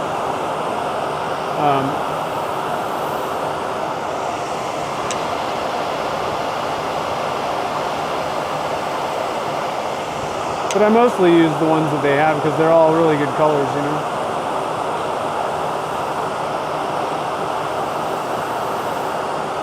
Alright, so I think I got that sort of straight. I don't know. Good enough, I think, for this test. Vinny's in for penny copper. Sweet! Oh yeah, because somebody already chose the blurple. That's funny. You'll have to let me know. Do you want like a turquoise liquid pigment solid color, or do you want turquoise mica powder? And what were the other two again? Blurple, we know what that is. And then, oh yeah, the ghost, what was it? Ghost green. Ghost green, that'll be cool. All right, so do a little bit of sanding. Got my trusty lathe buddy. And like I said, if anybody's just joining the fun, I did wash the lathe buddy in the washing machine, and everything worked great. The only thing, like I said, which I think on the newer ones, I think she said that she actually fixed this. There was a little bit of fraying on the edge, but it's outside of the seam, so it's not affecting anything. You just cut them off. But I think that they actually changed the way they make them so that probably won't happen. I haven't talked to Marquetta since I washed it though, so I'll double check on that and see. But you know, you can just hand wash it and that's fine. You won't get any of that fraying. But I just chucked it in the washing machine and it worked fine.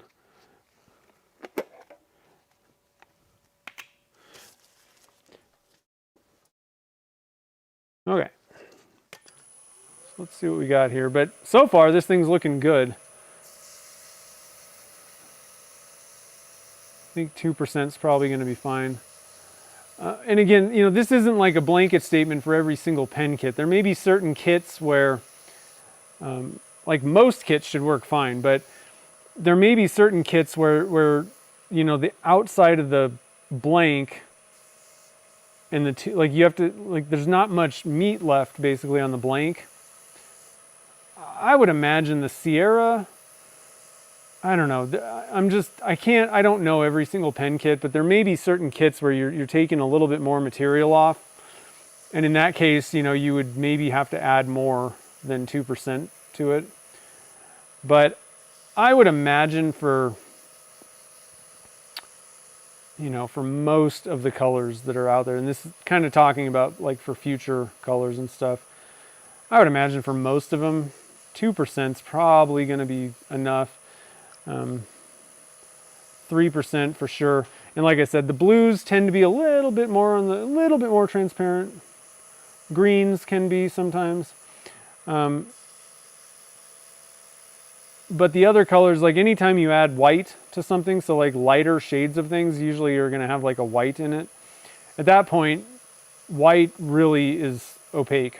So you don't need a lot of white to make, and that, you know, that's something that you can do. You know, if you want to add white to something, to another color, you know, we can get into this. Like I said, if I do come out with a full line of colors, this is the kind of stuff that I'd like to kind of share and get into, because you have a lot of control over how things look.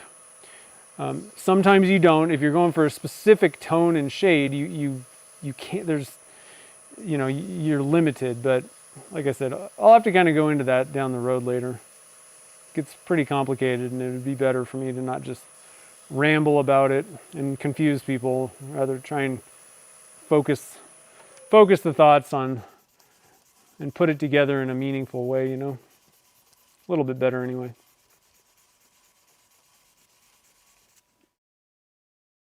Okay, so I'm just going to wash this off. Some water. That's good enough. Let's see here. Yeah, Fred is awesome. Yeah, I know. Yeah. You know, they've been vetted by people that use them in casting. So, you know, like that's one of the things. People are like, oh, what do you think about this pigment? I don't know. They don't make pens with that. That's not their, it's just a random company on Amazon or, you know, whatever. Nobody's necessarily vetted this for use in what we're doing in some cases. You know, some pigments. I always get comments and I'm like, I don't know, never tried it. I see no point when eye candy and P-Town have every color under the planet, under the sun, you know. And we know that they work good for this, for what we do. So that's why I just recommend those. Again, not to say that other ones, I mean, I don't know how much difference there can be in mica powders in the first place, but there can be. I take that back. There definitely can be, because there's different like size particles and things, and you know, I have seen some that I was like, yeah, I don't really need to use that anymore, because it ended up being kind of, you know, it turned out not great, basically. But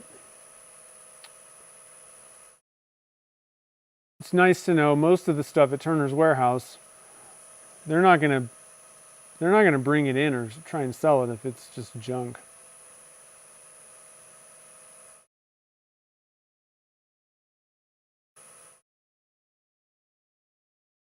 Let's see here. Fred lives like 40 minutes from you? That's cool.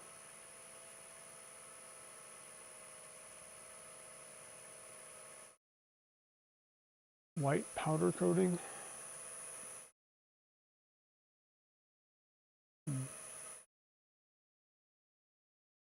Oh, like the powder, the powder stuff in resin? Is that what you're saying?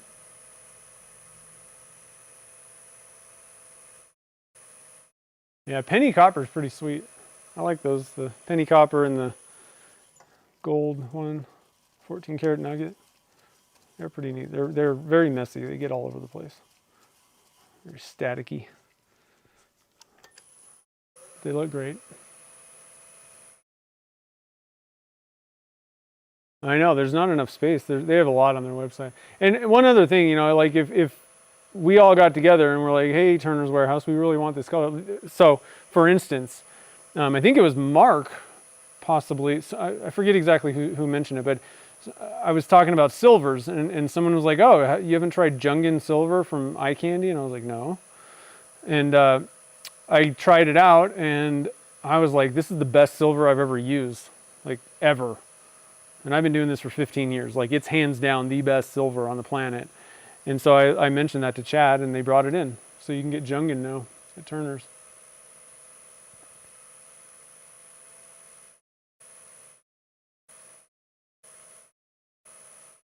We have a no junk policy. I like that.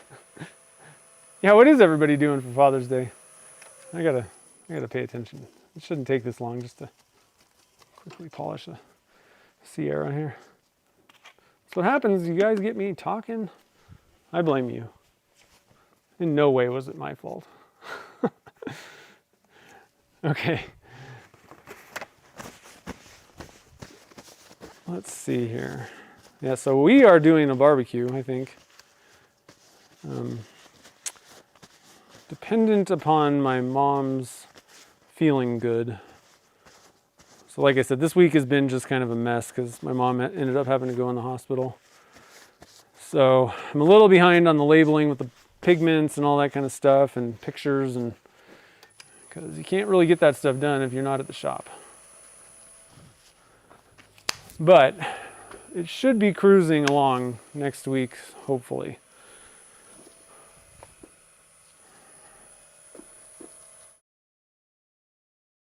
And I want to get better. I don't like the picture that I got with the robin egg, but I was just trying to kind of get something up there, kind of test things out a little bit.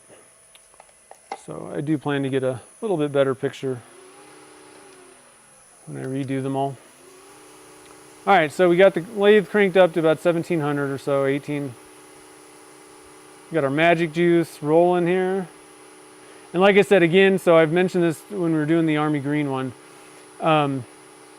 If you are looking to do a test like this, you know, see how much pigment does it take to get, you know, to cover up the tube, or even if it's like a mica powder. I mean, it's not just pigments, or, you know, liquid pigments. Same thing kind of would apply with micas. You're gonna want, if the idea is to make, you know, glossy pens, then you definitely want to, you know, do a test and fully polish it. And I would say you really kind of want to do that either way, regardless of if the end result is going to be polished or not, because the polishing is going to produce the most light transference, and that'll give you the best, you know, test basically, to make sure that, you know, there's no parts of this thing that the tube is kind of showing through, or it's like kind of thin looking. So again, you know, we'll do a little comparison side by side with the 0.5% navy blue versus 2%, and it's just washed out. You know, it just looks washed out. It's not nice looking with the 0.5%. With the Army Green and the navy blue. The other ones look fine. They look pretty good. I'd still probably recommend just going up to 1% just to make sure. I think you'll get a little bit more saturation if you go up to 1%, even in the robin egg and all that stuff, but I didn't really see 0.5% even would do.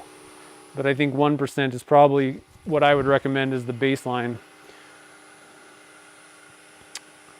for the other three.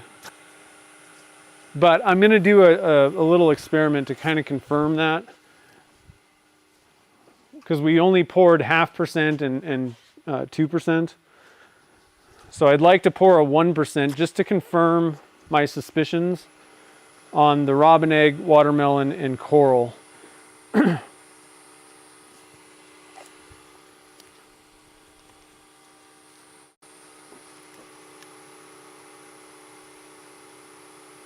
And I'll share that next week. I'll just probably won't go that deep into it, but I'll probably show you guys, you know, what did it look like at 1% and kind of compare that.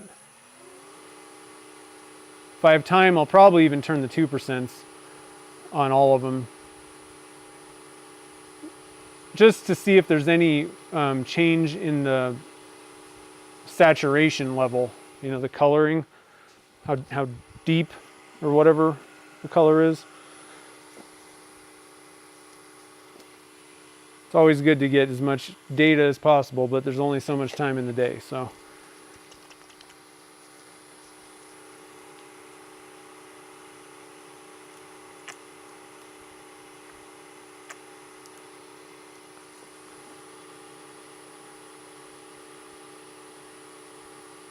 So step 6 with the magic juice.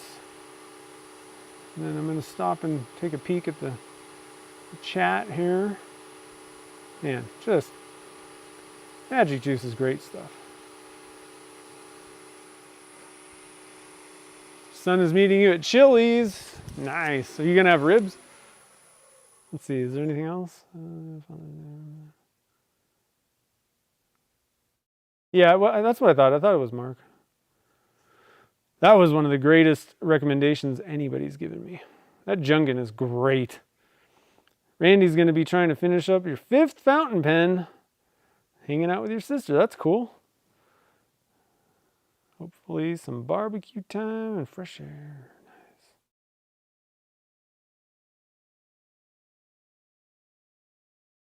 Yeah, she's doing better. It's just, oh man. She tends to pick these times. So like, I'm like, oh, I'm going to do my pigment launch this week. Hospital. Okay. Perfect. Let's see here. Oh, you finally got the magic juice. That's awesome, Kim. Yeah, let me know how you like it. So Mike's asking, how come you use the 1750 when their instructions? Well, what I find is it's too fast. I don't need it. Like, I feel like this stuff is pretty much no different than car polish. And like no car polish is like, what you really need to do is heat it up and get it crazy. No polish generally tells you to do that. So I'm using a little bit of my own. The other problem is going 2400. I mean, it would just fling it everywhere. Like there's just no need to go 2400, I don't think. I still, someday, I want to talk to, what's his name, Mike. Is that his name, Mike?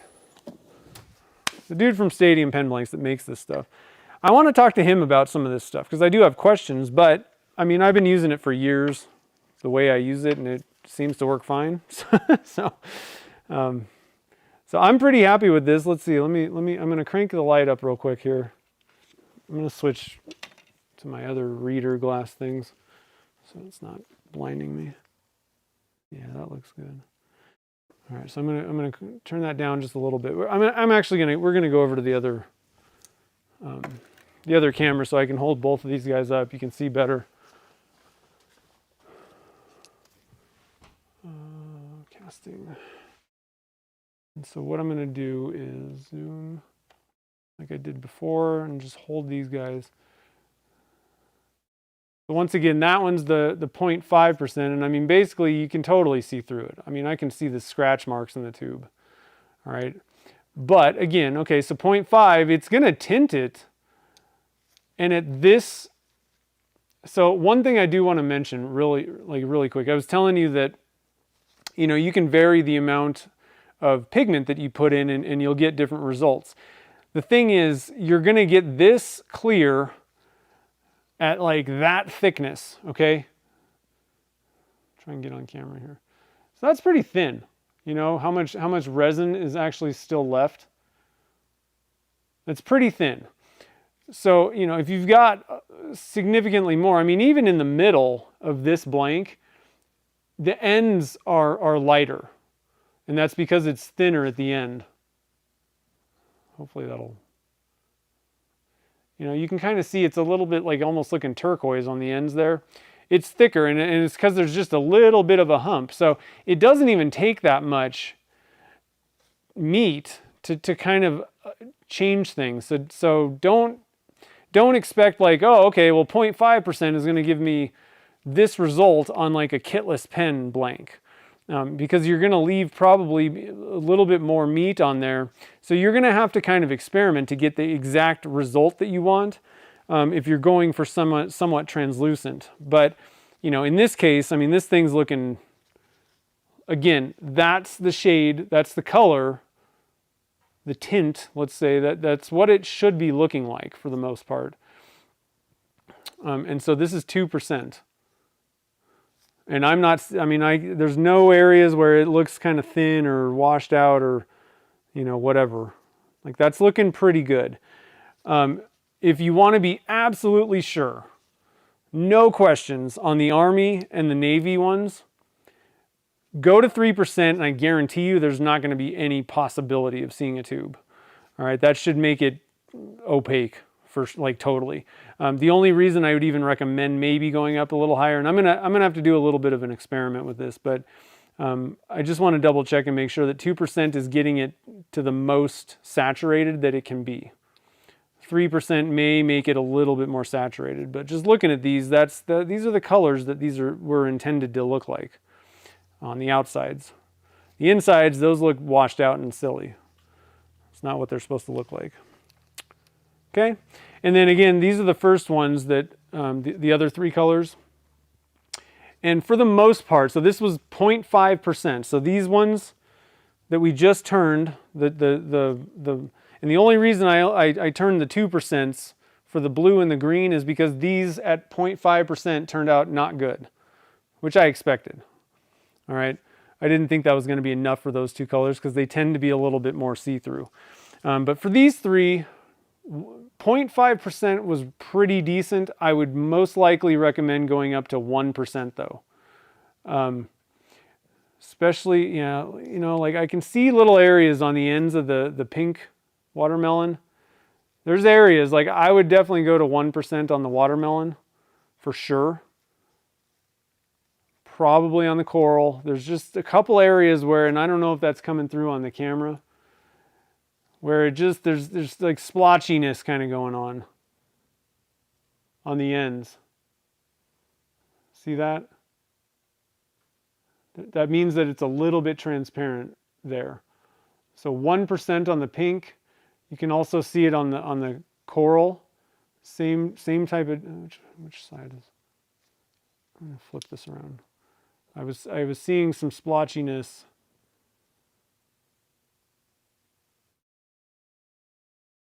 See that?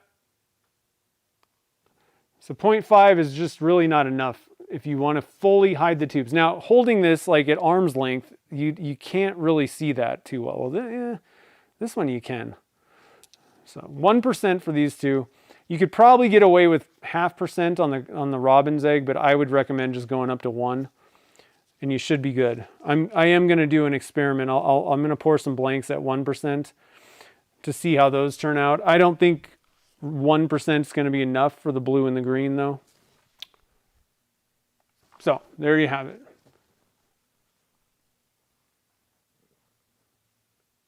Experimental is faster than analytical. Yeah, I know.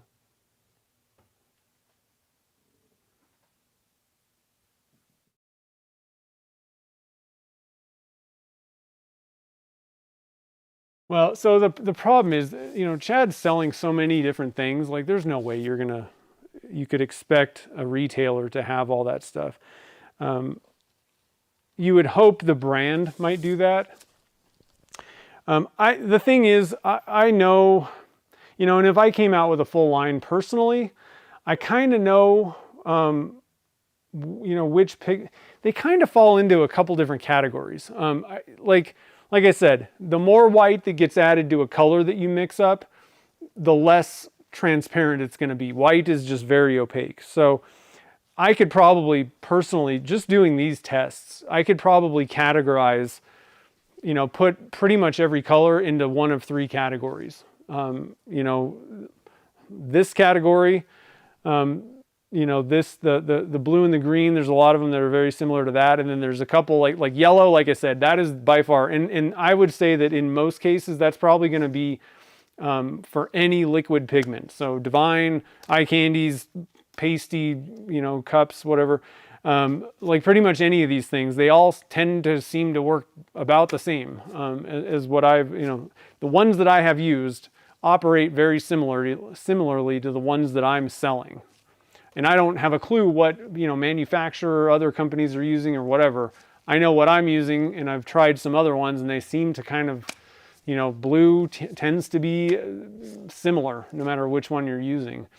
Or yellow. Yellow tends to be very weak across the board, regardless of the brand. So just keep that in mind. You know, you're going to have to add more for certain colors, other colors not so much. Now, you know, you might say, well, this is kind of blue, but there's so much white in this that's the thing.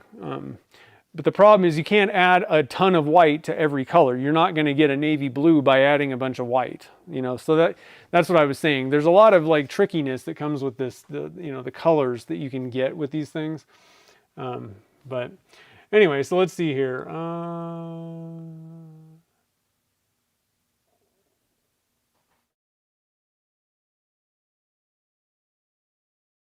Yeah, and I mean, part of the thing with the Magic Juice speed thing, it might just be how dry it is here, because, you know, Mark's got the same thing.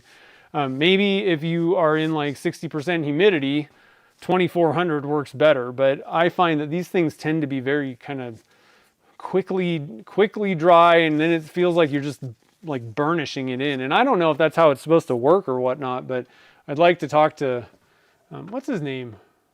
Did anybody say?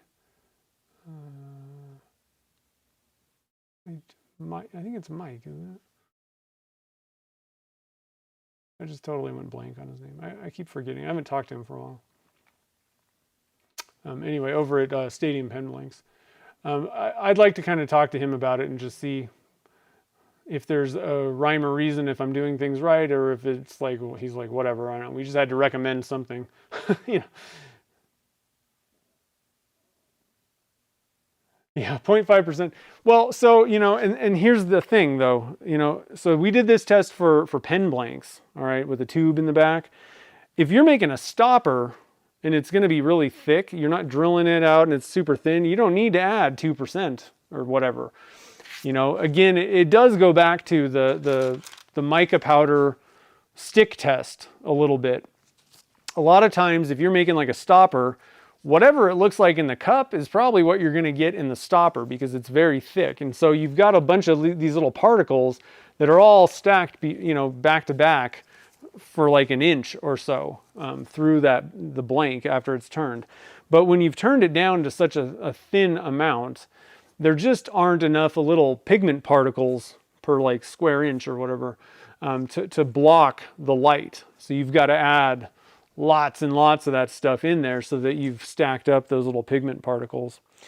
So it just kind of, like I said, depends. The stick test is an excellent one. And a lot of people were like, why don't you just use the stick while we're doing this? And I'm like, well, that's great, but sometimes the stick can fail if you're on the cusp. I'd rather just do this. And if I can see something weird going on visually after I've tried it, then, you know, I know that I need to add more, and I just want to be a little bit. I want to be as provide the best information possible. The other problem is if I'm going to recommend something, I better know for sure. You know, 1% should be good on most things. Like I don't want to mislead people. Then adding the information isn't really helping. All right, so let's do a pour, guys. Let's do a pour. What do you guys think? Oh, I wanted to share something else. So the Pen Blank Club boxes went out yesterday, guys, and we did the patriotic blanks. And so just to let you guys know, also this also kind of goes with this. So we did the red and white test, and I was able to basically so half of you guys in the Pen Blank Club are going to get a patriotic blank, and you know, we made the ones where I poured the red and the white and then blue on top as one blank, like the pen that I turned. Half of you will get those because I thought they were pretty cool. There's no reason to like chuck those out, I didn't think. But we also did that experiment, and so what I wanted to also do is, so half of you are going to get like a 2 blank, set, where I poured the red and the white only, and then the blue only. So you can do like a 2-piece pen where there's none of that kind of gradient thing going on. It's like blue on the top and red and white.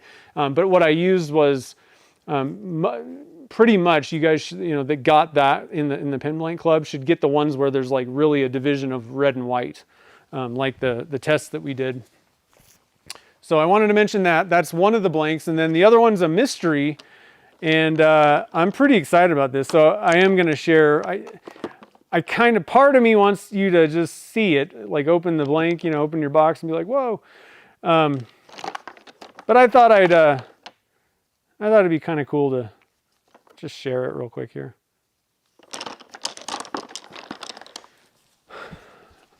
So that way you kind of know what's coming. So one of the most popular requests lately for a blank to make is pink camo. And so I decided to make a pink camo. Since we got watermelon, I thought, why not? So I'm pretty happy. I don't know if it's as amazing as, I really like the camo, the original camo ones. I think those look really great, and they really look like camo to me, like the best that I've seen that I've ever made. But I really like these pink camo ones. They're kind of cool. So let me know what you guys think about that, and especially the folks that do the pen blank box, because this is one that, if everybody's like, yeah, that's really cool, this is one that might go into the store eventually. I'd kind of like to have a couple different, because there's also like there's like a, like a blue camo, there's like a red camo, and I don't know. The thing is, I'm not sure how camo-ish some of these things are going to end up looking. They may just look kind of like color swirl type things more than camo. Part of the reason why that camo blank looks so good, I think, is just because the colors are just dead on. This pink one too, they're very close. But when you start getting into some of these other kind of random camo mixtures, I don't know if it's going to really come across like, oh yeah, that's that blue camo. Or is it just going to be like, yeah, that just looks like a bunch of like blues and things mixed together. I don't know. We'll have to see.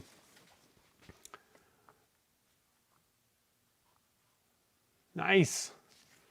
On the pink camo. Okay, so we got our 4 colors. We got ghost green, we got blurple, we got turquoise, and we got penny copper. Okay, so turquoise. I need to pick a turquoise.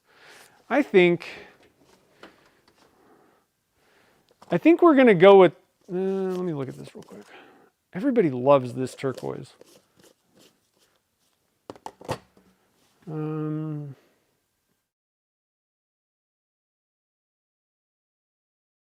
But it's not exactly turquoise. It's kind of a little bit off. So that's the only problem.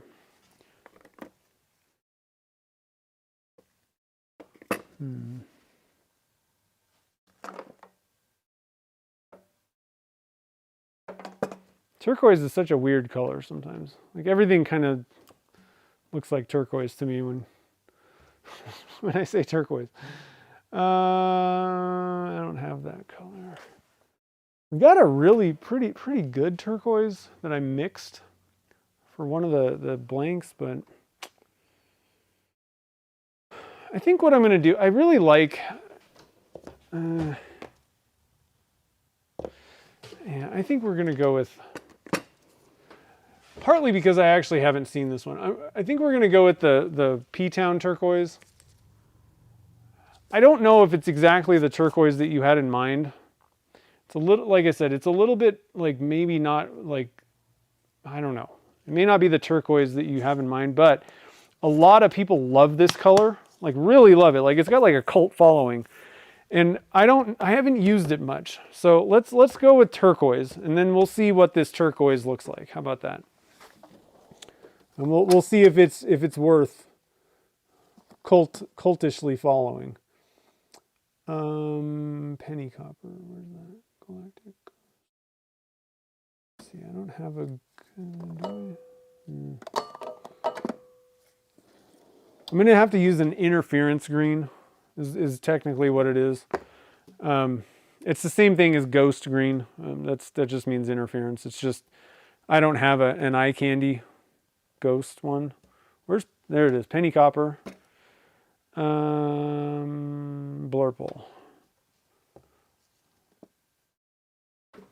And the way that I do blurple, I add a little bit of the violet Alumilite dye to it, and that's what pops it. All right, so let's see here. It might even match my hair. Nice. That's cool. Okay, so we got the right camera. We're a little bit zoomed in there. We don't need that. Okay. So the turquoise matches your hair. Yeah. Cool.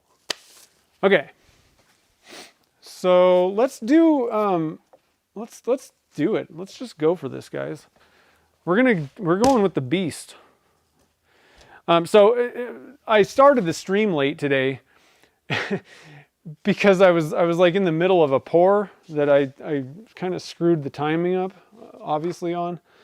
And what happened is, so I mentioned that I'm chilling the Alumilite Clear now, and it's cooler in the shop today, and so it took forever for the resin to get to the right temperature, and I'm like, oh, I gotta start the stream. I shouldn't have started that pour when I did, but it's a little bit late for doing that, but that's what happened. So just keep in mind, if you do chill the resin, fluctuations in temperature can kind of change things a little bit. So it's not just always going to be, that's crusty, the same. I think for me, once I get above a certain temperature, it's going to help significantly.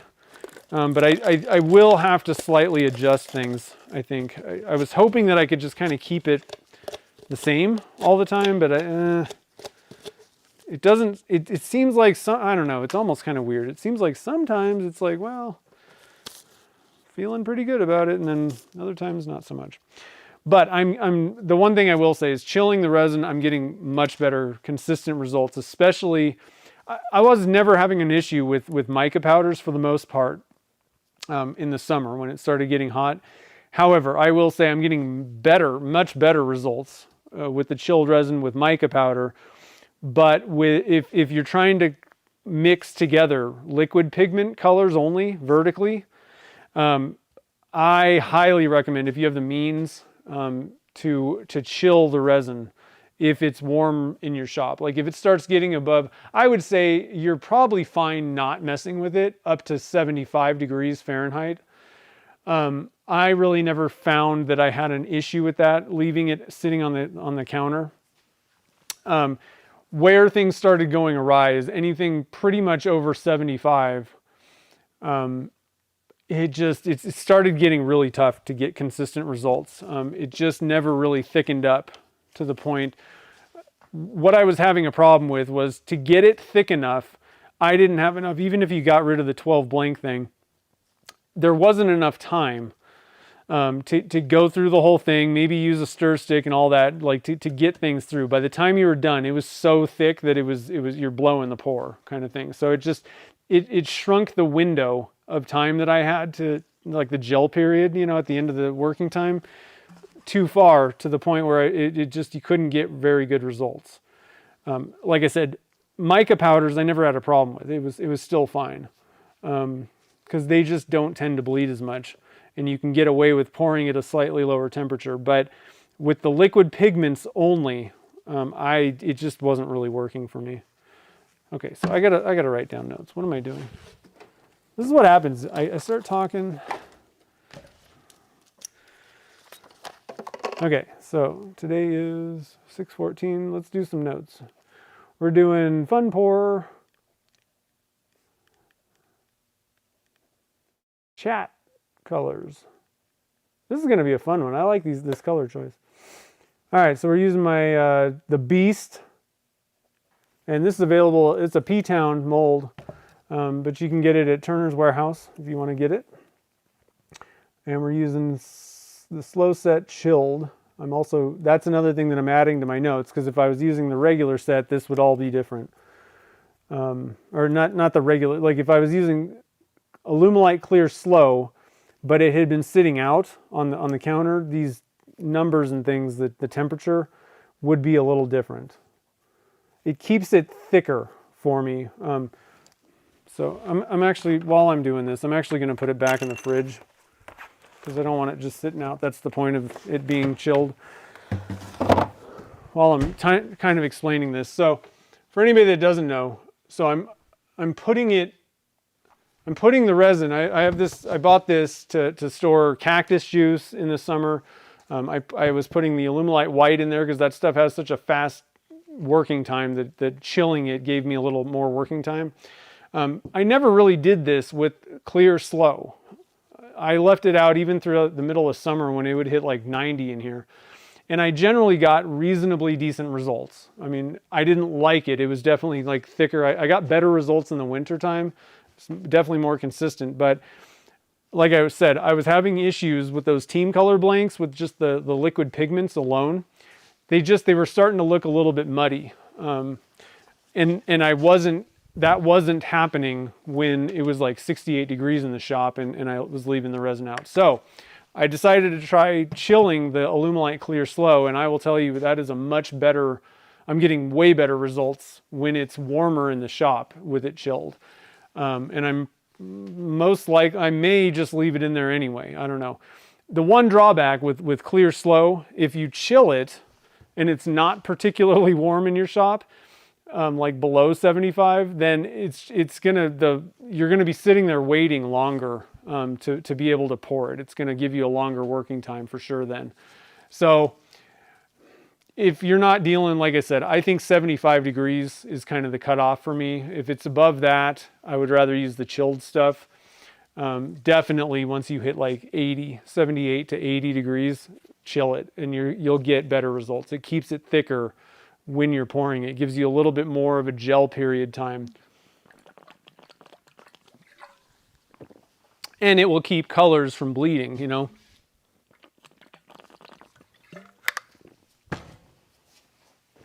Without having to wait until it's basically too thick. Okay. So Kev, I only have so many spots. I only have so much time, you know, in the day. So I can only make so many blanks a month for that. So that's why. The other problem is there's like cutoffs, because I have molds that make so many blanks, and so I'd really kind of have to expand it a lot to go. It's not like I would really want to just do an incremental thing. The numbers that I have work perfect for the amount of blanks that I generally can make in a mold. So that's the reason. Kim's hair is tricolor, dark purple turquoise. That's cool. Nice. I like that.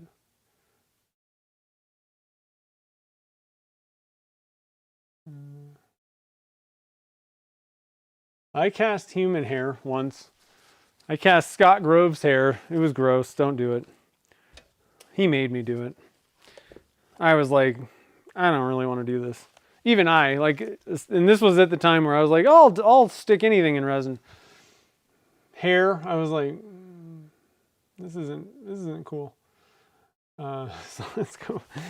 But I did it, and they looked not good. Although, you know, flashy color hair, like it was just like gray hair. It was kind of gross. What am I doing? Okay, I gotta focus here. We're gonna do the beast. This thing takes, so I found that 45 grams per, that's what Fred recommends. 45 per hole works great. And so for this one, it's 45 times 12, of course, which is 540 grams. What I'm gonna do is I'm gonna mix in this cup, and then I'm going to pour it all out into different cups. So if you're going to do that, there's going to be some residue left in the cup when you pour it out into, you know, unless you're going to use the mixing cup for a color, which I'm not. I want to get all the cups to be fairly even amounts. So I just mix it in there and then dump it all out. So what I do is I add about 10 grams extra just because there's going to be some left in there. So 270 is, 5. So the resin I'm using is a 1-to-1 ratio. So 270 grams of part A, 270 part B. But what I'm going to do is add 5 grams to each of those. All right, so I'm going to call it 275 times 2. We've got 4 colors. Let's just, let's just split it evenly. That's fine. Unless the numbers don't really come out, then that's not what I wanted. 540. Yeah, okay, so 135. 135 grams in each cup. That's pretty good. We're going with interference green.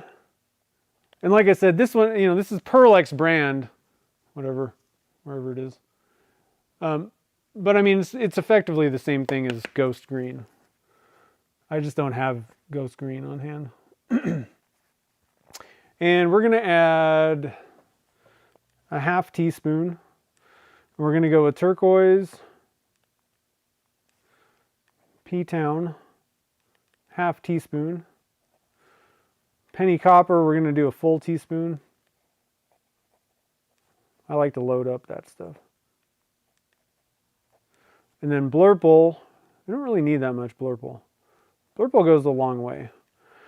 We're going to do a quarter teaspoon plus 1 drop violet. And I'm using the Alumilite violet dye. So the one thing that I do want to mention, we've been talking about these pigments and all this stuff.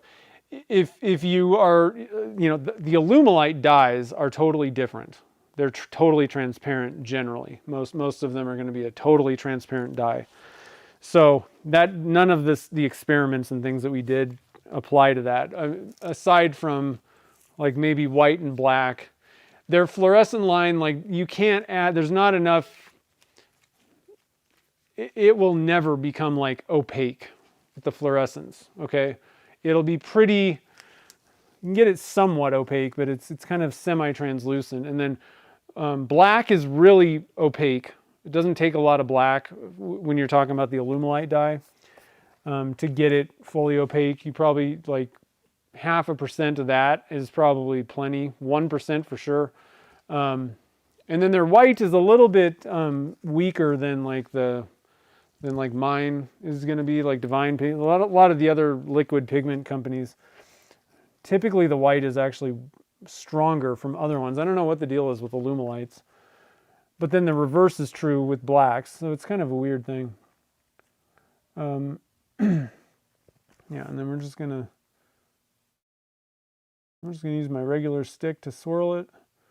And what I'm gonna do is, let's see, it's 77. We're using the chilled resin. I'm gonna go with,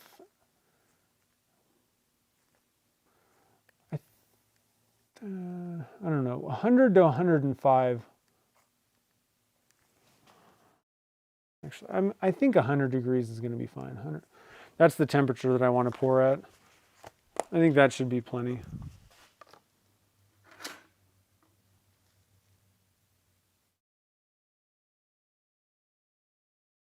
Okay, so let's get some cups set up. I need more cups.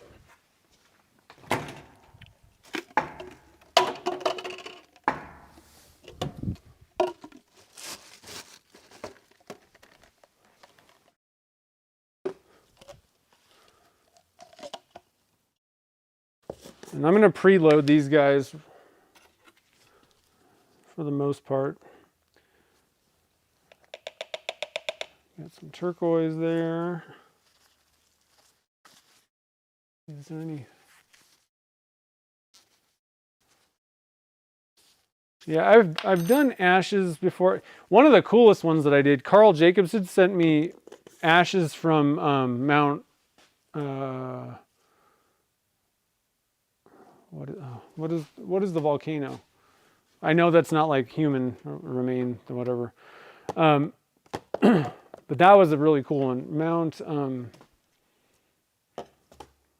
I can't think of the name. What is the mountain I'm talking about?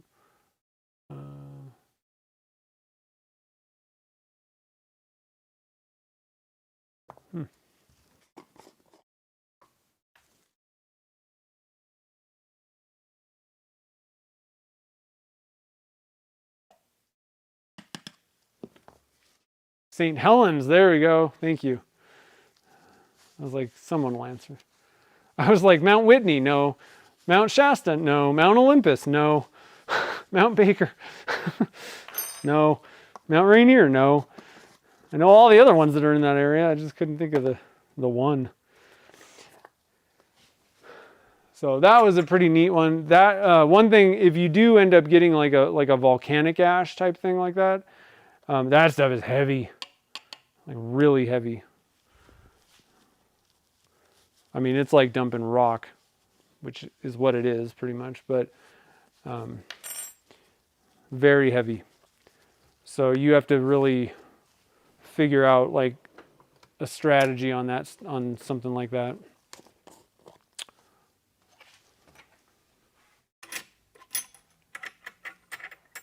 But it was pretty fun. It was a pretty fun project to do that. I forget what I made with it. Actually, I think I just made the blank for him, probably. And then he turned it, so that's probably why I don't exactly remember.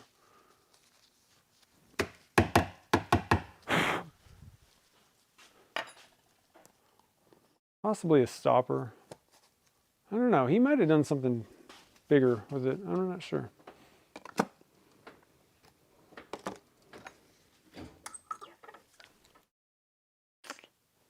Yeah, I need that.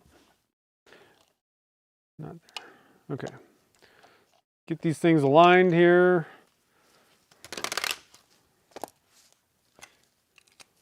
Get rid of the pen. Okay, so we're ready now, finally. Ready to go. So, and I know that, you know, not everybody's got space or the budget to put like a refrigerator in your shop, you know. A couple of ideas, like I'm a little bit opposed to putting resin in your like fridge, like in, you know, where food that you eat goes. I don't know. I mean, that I don't think I'd recommend it, but one thing, if that is the only option that you have, one thing that you could maybe do, and again, this would be up to you. I don't know.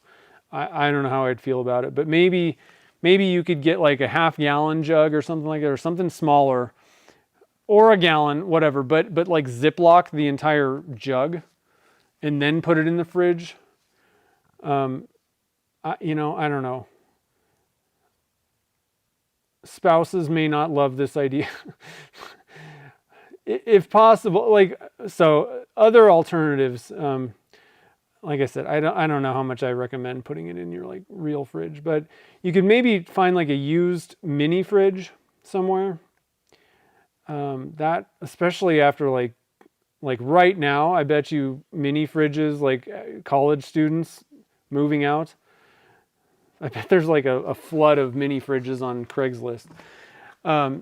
Stuff like that. Like you can maybe find something used or whatever. You don't necessarily have to go buy a freezer thing like this. But it is pretty nice having one of those, having that thing. I'm really happy that I have that because I put a lot of stuff in there.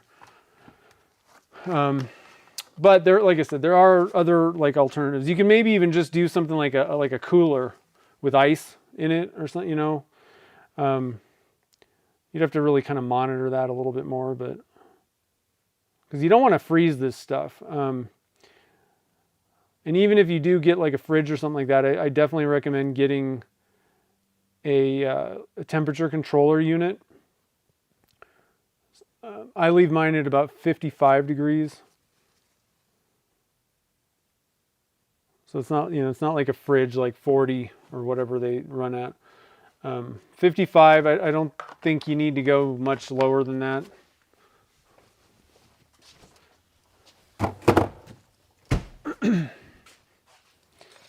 But it's definitely helpful.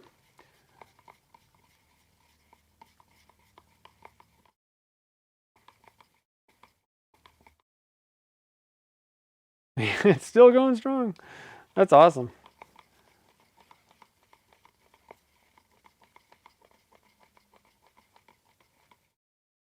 Oh, Mount St. Helens is gonna blow again. I actually have done human, or you know, whatever, ashes, and that was actually, I think, a customer, you know, it was like a custom order for somebody. That was kind of weird. And it was like one of the, it was one of those where I'm like, you really don't want to screw this up because there's only so much of this. I kind of don't like doing those kind of things because it's just, there's a lot riding on it. And if you mess up, like you get, you know, like things, you got one shot at it. Like I don't really want to do that kind of a custom order ever. Or if you blow it, it's like such a big project that you've literally wasted like $500 in resin. No, that's okay. No thanks. I'll let someone else do that.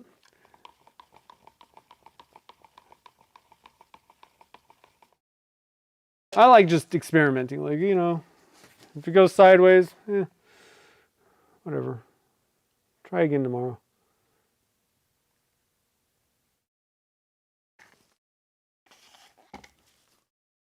Okay, so we got that. That's 135 right there.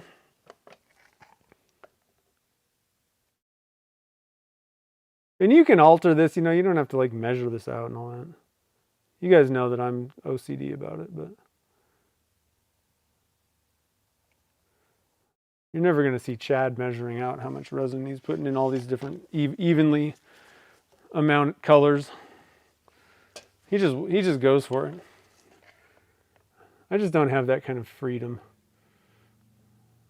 I would be like, oh, what if one's too much?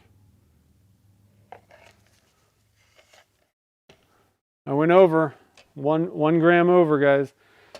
It's all ruined. Throw it all away.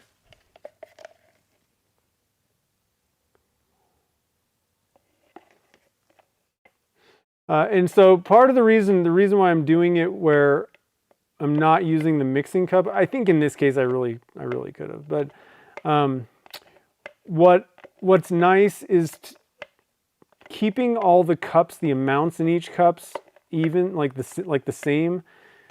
Can, you know, like each cup will heat up at like the same rate generally. Sometimes that changes, you know, certain pigment colors and things can kind of mess around with that, but for the most part, it's better to have like equal amounts and like volumes, right? So, I mean, we'd have equal amounts in each cup, but this one's so much bigger that you'd have like a more spread out and thinner amount in this one. And so this cup, the mixing cup, would have heated up slower. Probably in this case, just a little bit. It probably wouldn't have been a big deal, but just to keep everything kind of on equal ground, if you put them in the same size cup, same exact cup, then generally you're going to get better results. Like all the colors will stay the same viscosity when they're pouring. Like they'll all heat up at the same time, same temperature and all that. All right, so we need 1 drop of violet in our, let's make sure that we're putting it in the right one, in our Blurple cup. And I think you could probably use like blue. I don't know. I think violet's the best, honestly, but you could try something else also. Oh dang, I only have 3 of those. Huh. Go figure. Okay, we'll use this one. I need to make another metal one. I do like those a little. They're just a little aluminum bar stock. They work pretty good. They won't flex like HDPE can. Like if you're using like a really thick resin, HDPE sticks can flex a lot, or you know, plastic sticks. Whereas these metal ones don't flex at all. It's nice. So here's the Blurple. Look at that. I might have to put some more. Put some more powder in. Let's see. Let's get it fully mixed. Oh no, I think we're good. I love it. Blue to purple color shift. Okay. We got our inner. This is going to be a good mix, guys.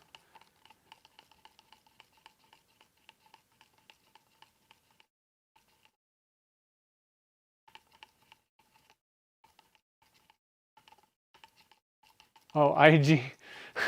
I was like, what is he saying? IG. 80 years old. Wow, that's crazy.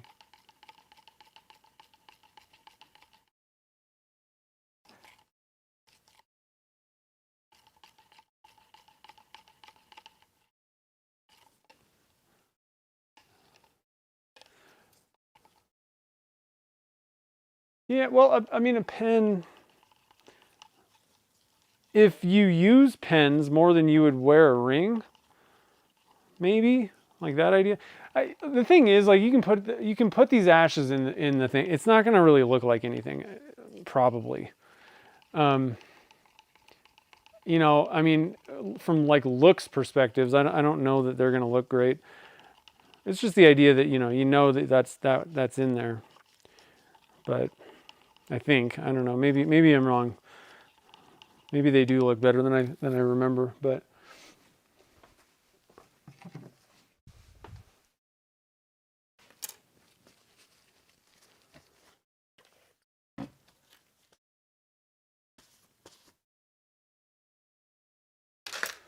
oh man, it's lunchtime, I think. Who's ready for lunch? Whew. Going long again, 2 weeks in a row. Man.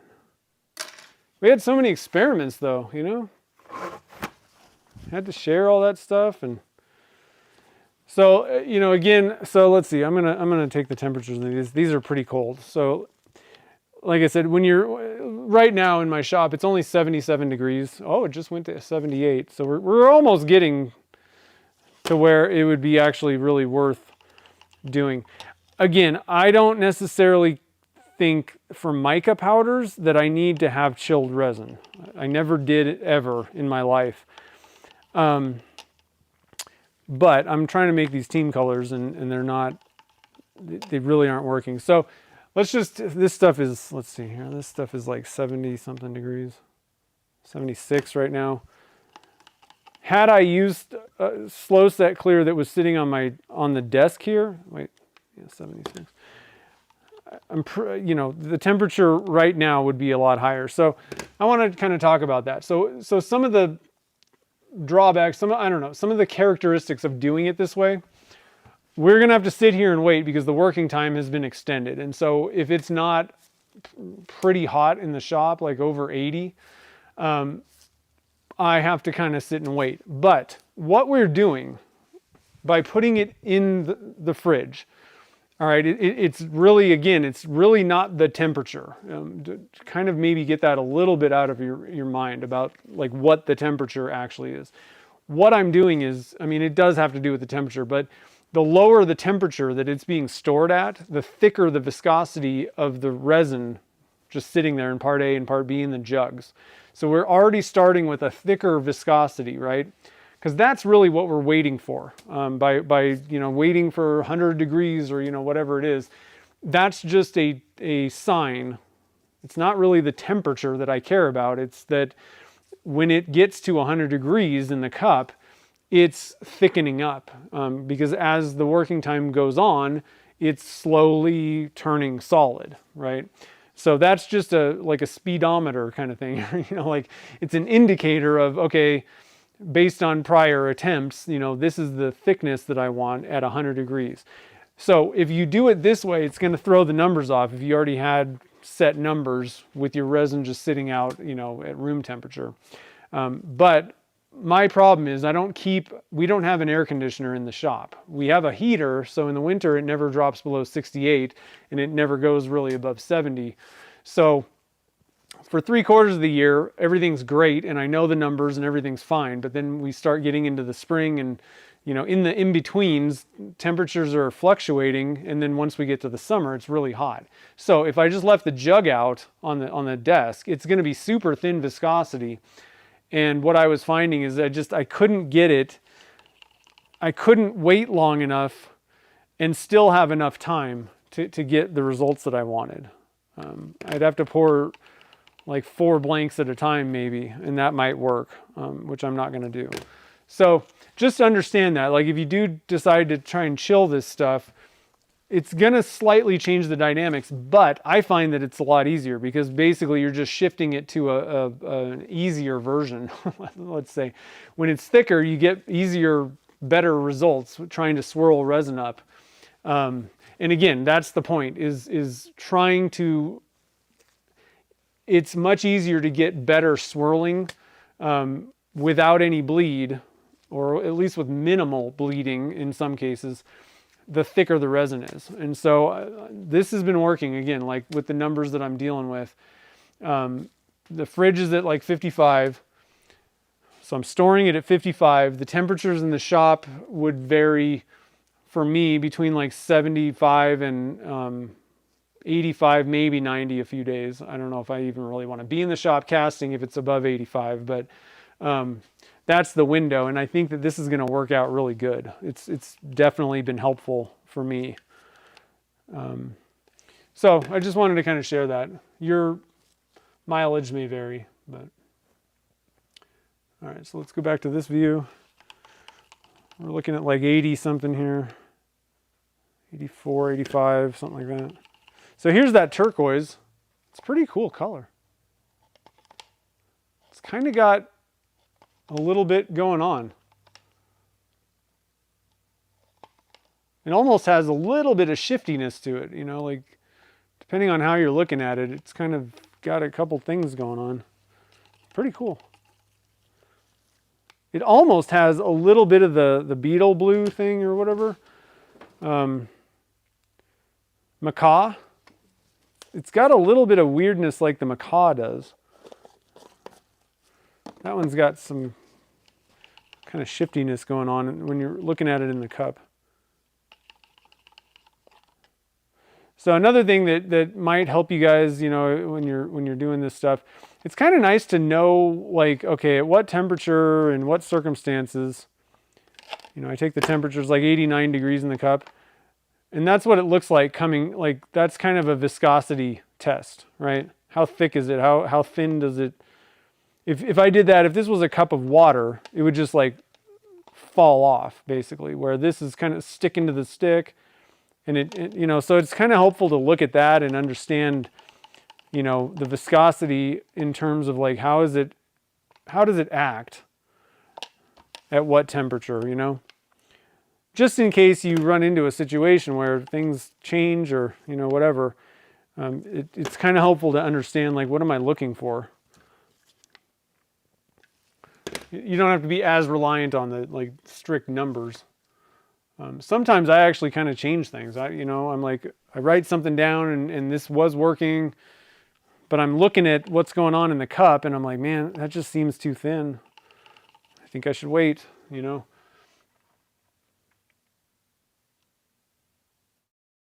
Yeah, I know, a little bit shifty. Sometimes I find that things look shifty in the cup, and then once you get it into the blank, it's not like what I thought it was going to be. That's definitely like the macaw. Not to say that it's not good. It's different though. When you turn it and polish it versus what it looks like in the cup. It's kind of interesting. Moriscos. I've heard of that. Is that like a chain? I feel like I know that.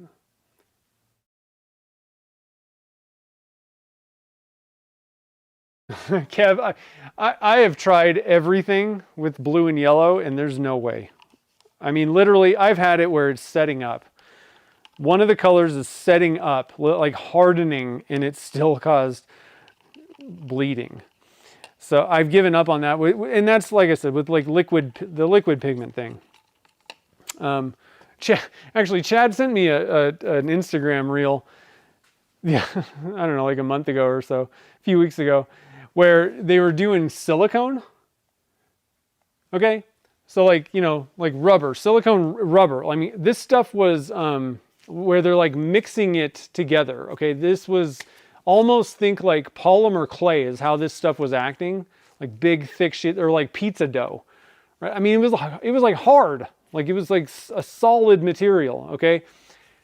And they were running it through rollers. They were adding, you know, blue and yellow, and it comes out green. There's just, if there's any light transference, your eyes are gonna have, like, where light can kind of go through, and you've got slightly thin layers. The blue and the yellow are gonna be green no matter what happens. And so, for me to do that Wolverine blank, I mean, you have to load up a ton of mica powder, and then a ton of the blue, to get it to work. And it still has a little bit of, you know, it doesn't look green to me, to my eyes. It's just like a little bit like lighter blue now, but it's still somewhat problematic. So I've just given up on it. There's no way to do it. So we're at about 100. I think that was the number that I wanted, right? 100. Yeah. Let's go for the pour.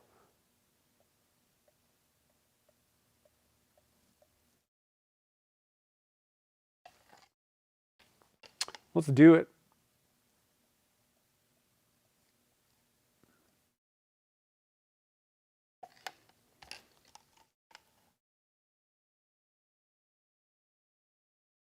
I love the beast. This thing's fun.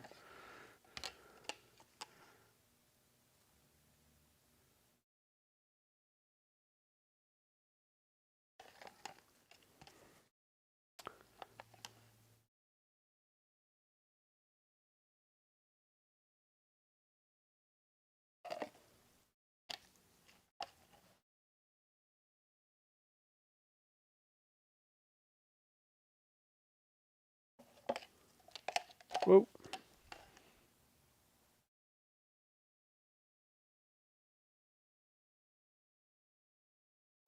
I never pour them evenly though.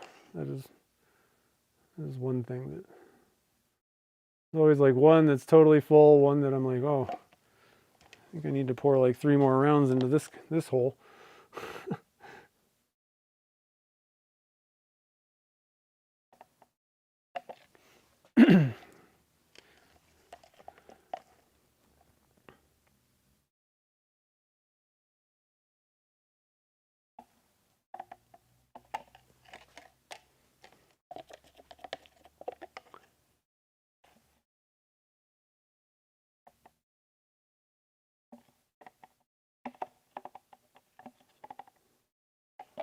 I don't know if I'm going to have a whole lot left over for the Happy Fun cup. Happy Fun Burl.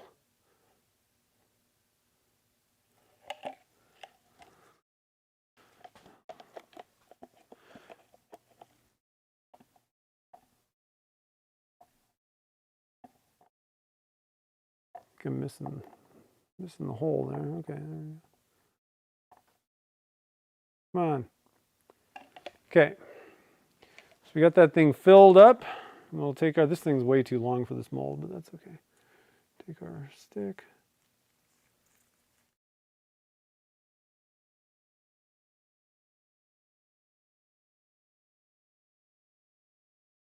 And so one thing to keep in mind, you know, the more, if you're going to use this mold, and you're used to, you know, like my Gatling mold or one of the 6 blank verticals, or, you know, PVC pipes, whatever. If you're used to pouring like 4 or 6 blanks and you double it, keep in mind that temperature, when you pour things and all of those factors, you're doubling the amount of time that it's going to take to pour, as well as stir if you're doing like this stick method thing. So just kind of keep that in mind. You know, you might have to kind of adjust some things. And again, you know, this is kind of the reason why I ended up having to go with chilled resin, because it allows me to keep the resin is thick enough, and it allows me enough time to get through all these little actions that I'm doing, you know. So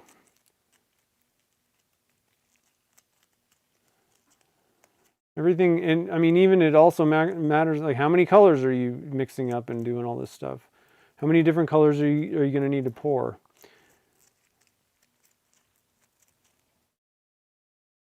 Oftentimes, I think there's diminishing returns if you get past 5 colors. And I've talked to a few people. Jim Godoy over at Cocoon, he said the same thing. I don't even know if he said 5. I think he was like 4 colors, that's fine. Like, you can't really see them all once you get past, I forget what number he said.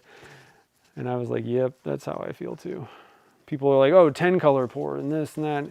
And it just isn't any better looking. You know, it's not any cooler, 5 versus 10. So I'm going to try, I don't know if you can see or not. But this guy's going to go in the pressure pot right here. And I got resin all over me. I think I'm gonna, I don't want to get this all over the handles, so just gonna wipe it off a little bit. But I find, like I said, doing it chilled, like if I had not chilled it, I'm moving at a pretty moderate pace. I'm not rushing, obviously. It's not extremely hot in my shop right now or anything, but I mean, I could have I could have done 2 of those, I feel like, and it wouldn't have been a problem. You know, two beasts possibly. So I've been finding that the chilled resin thing kind of is helpful, even if it's not extremely hot, in, you know, like above 80 in the shop or something like that. I don't know. I think the big question for me is, am I going to do that in the winter when it's 68? Is that really necessary? Because it's probably going to delay, like the working time is going to be probably significantly longer. I mean, 20 minutes, maybe. And at that point, that's not really helping me out much. That's kind of hindering things, right? So one of 2 things could happen. I mean, obviously, I was having no real issues when the resin was just sitting on the desk when it was 68. I didn't find that I had any problems. So I could just do that. That's one way to go. Another thing that I could do or try is in the winter, switch, or just have both, you know, whatever, but switch to the regular version of Alumilite Clear, the 7-minute working time, and then just put that in the fridge and see how that works. Because that's like another option. If you kind of need more turnover, like quicker turnover, and you're not doing things that really require a lot of time and all that kind of stuff, and it's not super complex. I mean, really, there's not much advantage to the slow set clear in that case. Like, if all you were doing was pouring like a single color, or like putting a bunch of glitter in blanks, you know, like I was saying, I make those ones, and I have a few blanks like this, where, you know, all it is it's just clear resin with a bunch of glitter in it. Like, that's a very simple pour. It's like 1 cup, right? I'm not mixing things. I'm not doing anything. I'm just dumping some glitter in a cup and pouring that, you know, in that kind of thing, which Alumilite sent me the wrong resin. But I wasn't particularly mad, because when I'm doing glitter blanks, I'm pulling out that regular. And I had already been thinking about just ordering regular as well as slow version. But if you're somebody, like, all of the projects that you do are like that, where it's like 1 color glitter in it, then there's really not a lot of advantage unless you're pouring massively gigantic things. But there's not really that much advantage to the slow version. You can just get away with the regular version and everything's fine. The slow version's nice if you're doing things that are more complex, more colors, more, you know, stuff like that. You have a longer gel period. It's absolutely necessary if you're doing big pours all at once. The regular version cannot handle that. But yeah, there's effectively no difference in the way they turn, behave. It's actually kind of crazy how good the 2 versions are, how similar they are. And another one, if you're pouring very small amounts of resin, I would just go with the regular one too. And if you do both of those types of things, you know, having a little bit of each is not a bad idea either. Pick and choose. I mean, that's the thing. I use a bunch of different resins. I use their deep pour from Alumilite. I use the amazing Clearcast Plus for certain things. The slow, I was using white for certain things. I'm not going to be using that anymore. But the regular version of their clear, you can use all those things for very specific things. I mean, I know it gets expensive, and, you know, are you going to have 50 different resins on hand? But if you're not doing lots of blanks, selling them and doing all that kind of stuff, but you do things like project by project, try to get, you know, resin for the project that you're working on, and just get the right one, you know, the best one. what I was saying about turnover. So we use slow version. That's what we use. That's what we use to pour these. And so the thing with that is it's nice you have a longer working time, but I also have to leave this in the pressure pot for a minimum of 4 hours at this point, which frankly, I leave them in overnight usually. I could pull it out in probably even like 2 hours, but for these pen blanks, I like to leave them in for 4 minimum. Then I could take it out and I could use the pressure pot again, but I generally don't demold them even until the next day. I just find they get stiffer and easier to demold if you wait overnight. If you're using the regular version though, I could pull them in 45 minutes and do another batch. So like that's the thing, you know, you have a shorter working time, but you can also turn pressure pots over a lot faster. So it depends on what's going on, you know. And that's why they have so many different types of resins out there. Every brand has like different versions and all that stuff, because depending on what works best, you know, there's maybe one that's better for what you're trying to do. I use the deep pour for things where, like if you ever have to do micarta, and I'm going to say, and I said have to do micarta because I don't love that. It's horrible. But if you do micarta, I would pull out the deep pour. I mean, it's a 2-hour working time. Yes, you're going to have to leave it in the pressure pot forever, but I mean, you can soak everything. It's thin viscosity. So that's a good one for doing that kind of stuff where, I mean, but you know, it's made to make river tables, but it works good for, you know, micarta especially. So Morisco is a small local, oh, Tucson area. I swear I've seen that before. That's cool. Morisco's Chihuahua. Oh, huh, Morisco's. I'm gonna have to look at that because that sounds really familiar. There's a Chihuahuas in Reno. I don't know if that's probably not the same thing, but anyway, cool. So hopefully, you know, my ramblings were helpful today. But you know, hopefully the tests will help you guys that bought the pigments and are going to use them for making pen blanks. Because again, I'm gonna go over my recommendations one more time for those. So for the army green and the navy blue pigment, if you're making pen blanks with, you know, like kit pens with the tubes, what I would recommend minimum 2% for each one of these, you know, either of these. 2%, so if you got 100 grams of resin, 2 grams of pigment, and that's like the total cup, part A and part B. 100 grams of that, 2 grams of the pigment for navy blue and army green. For coral, robin egg, and watermelon, I think you should probably be able to get away with 1% should be enough. If you want to double down, make sure, absolute sure, 1.5% is going to get you in the clear. I am going to, we didn't turn any of the 2%. I think that's going to be too high. I really don't think that you need to put 2% when you're dealing with these 3 colors. So I'm trying to save you guys money. So you're not like just dumping a bunch of, you know, extra pigment in when you don't really need it.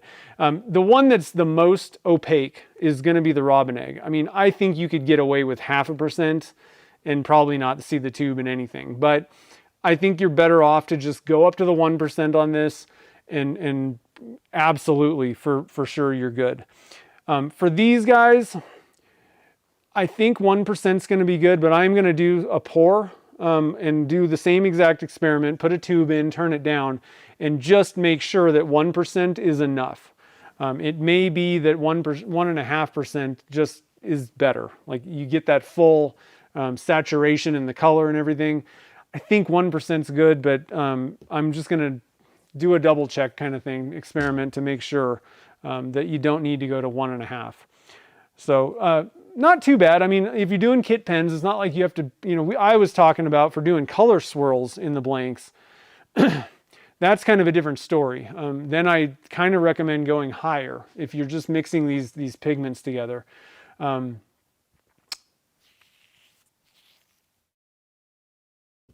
I'm pausing because I'm thinking about how I'd like to explain this. If you're going to do color swirls with these, And I don't know. I mean, I think these three could definitely make a nice color swirl. I don't know that those three colors go together with these, although these two might go together kind of cool.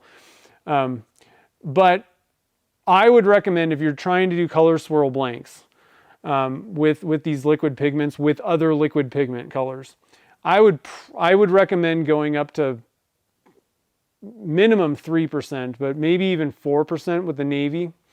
2.5 to 3% on the army green is going to be good. And then for these guys, like 1.5 to 2% should be good on color swirls.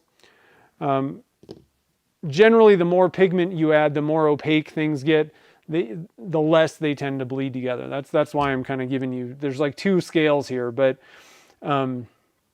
if you followed that, you know, the ones that are more see-through, generally you're going to have to go higher with. The ones that are, again, pretty opaque off the bat, you know, 2% is probably plenty for doing color swirls without having any kind of bleeding issues or anything like that. And it's not like they really bleed, they just tend to kind of muddy up sometimes, again, due to if there's enough light that can kind of go through layers and there's some very thin wisps stacked on top of each other, they can kind of look a little bit muddy. So anyway, I think that's all that I got, guys. So I hope, well, big thank you to all the super chatters. I appreciate the support and great colors this week. That was awesome. I can't wait to see how these blanks turn out because I think those things are going to be pretty spectacular. So next week we'll turn one of those guys up. I'll have the results from the 1% on, you know, the other three colors for tubes. And I think that's about it, guys. So we'll have to kind of see what the feedback is on the pink camo, because like I said, those may be going in my store. I'd like to kind of see, you know, what people say about them before I do that for sure. You know, to add just another thing that I got to keep in inventory. I hope people want it if I'm going to do that kind of thing, you know. So anyway, I hope you guys have a great rest of the day. For all the fathers out there, happy Father's Day. Hope you guys have a good time tomorrow. And I think that's about it, guys. So we'll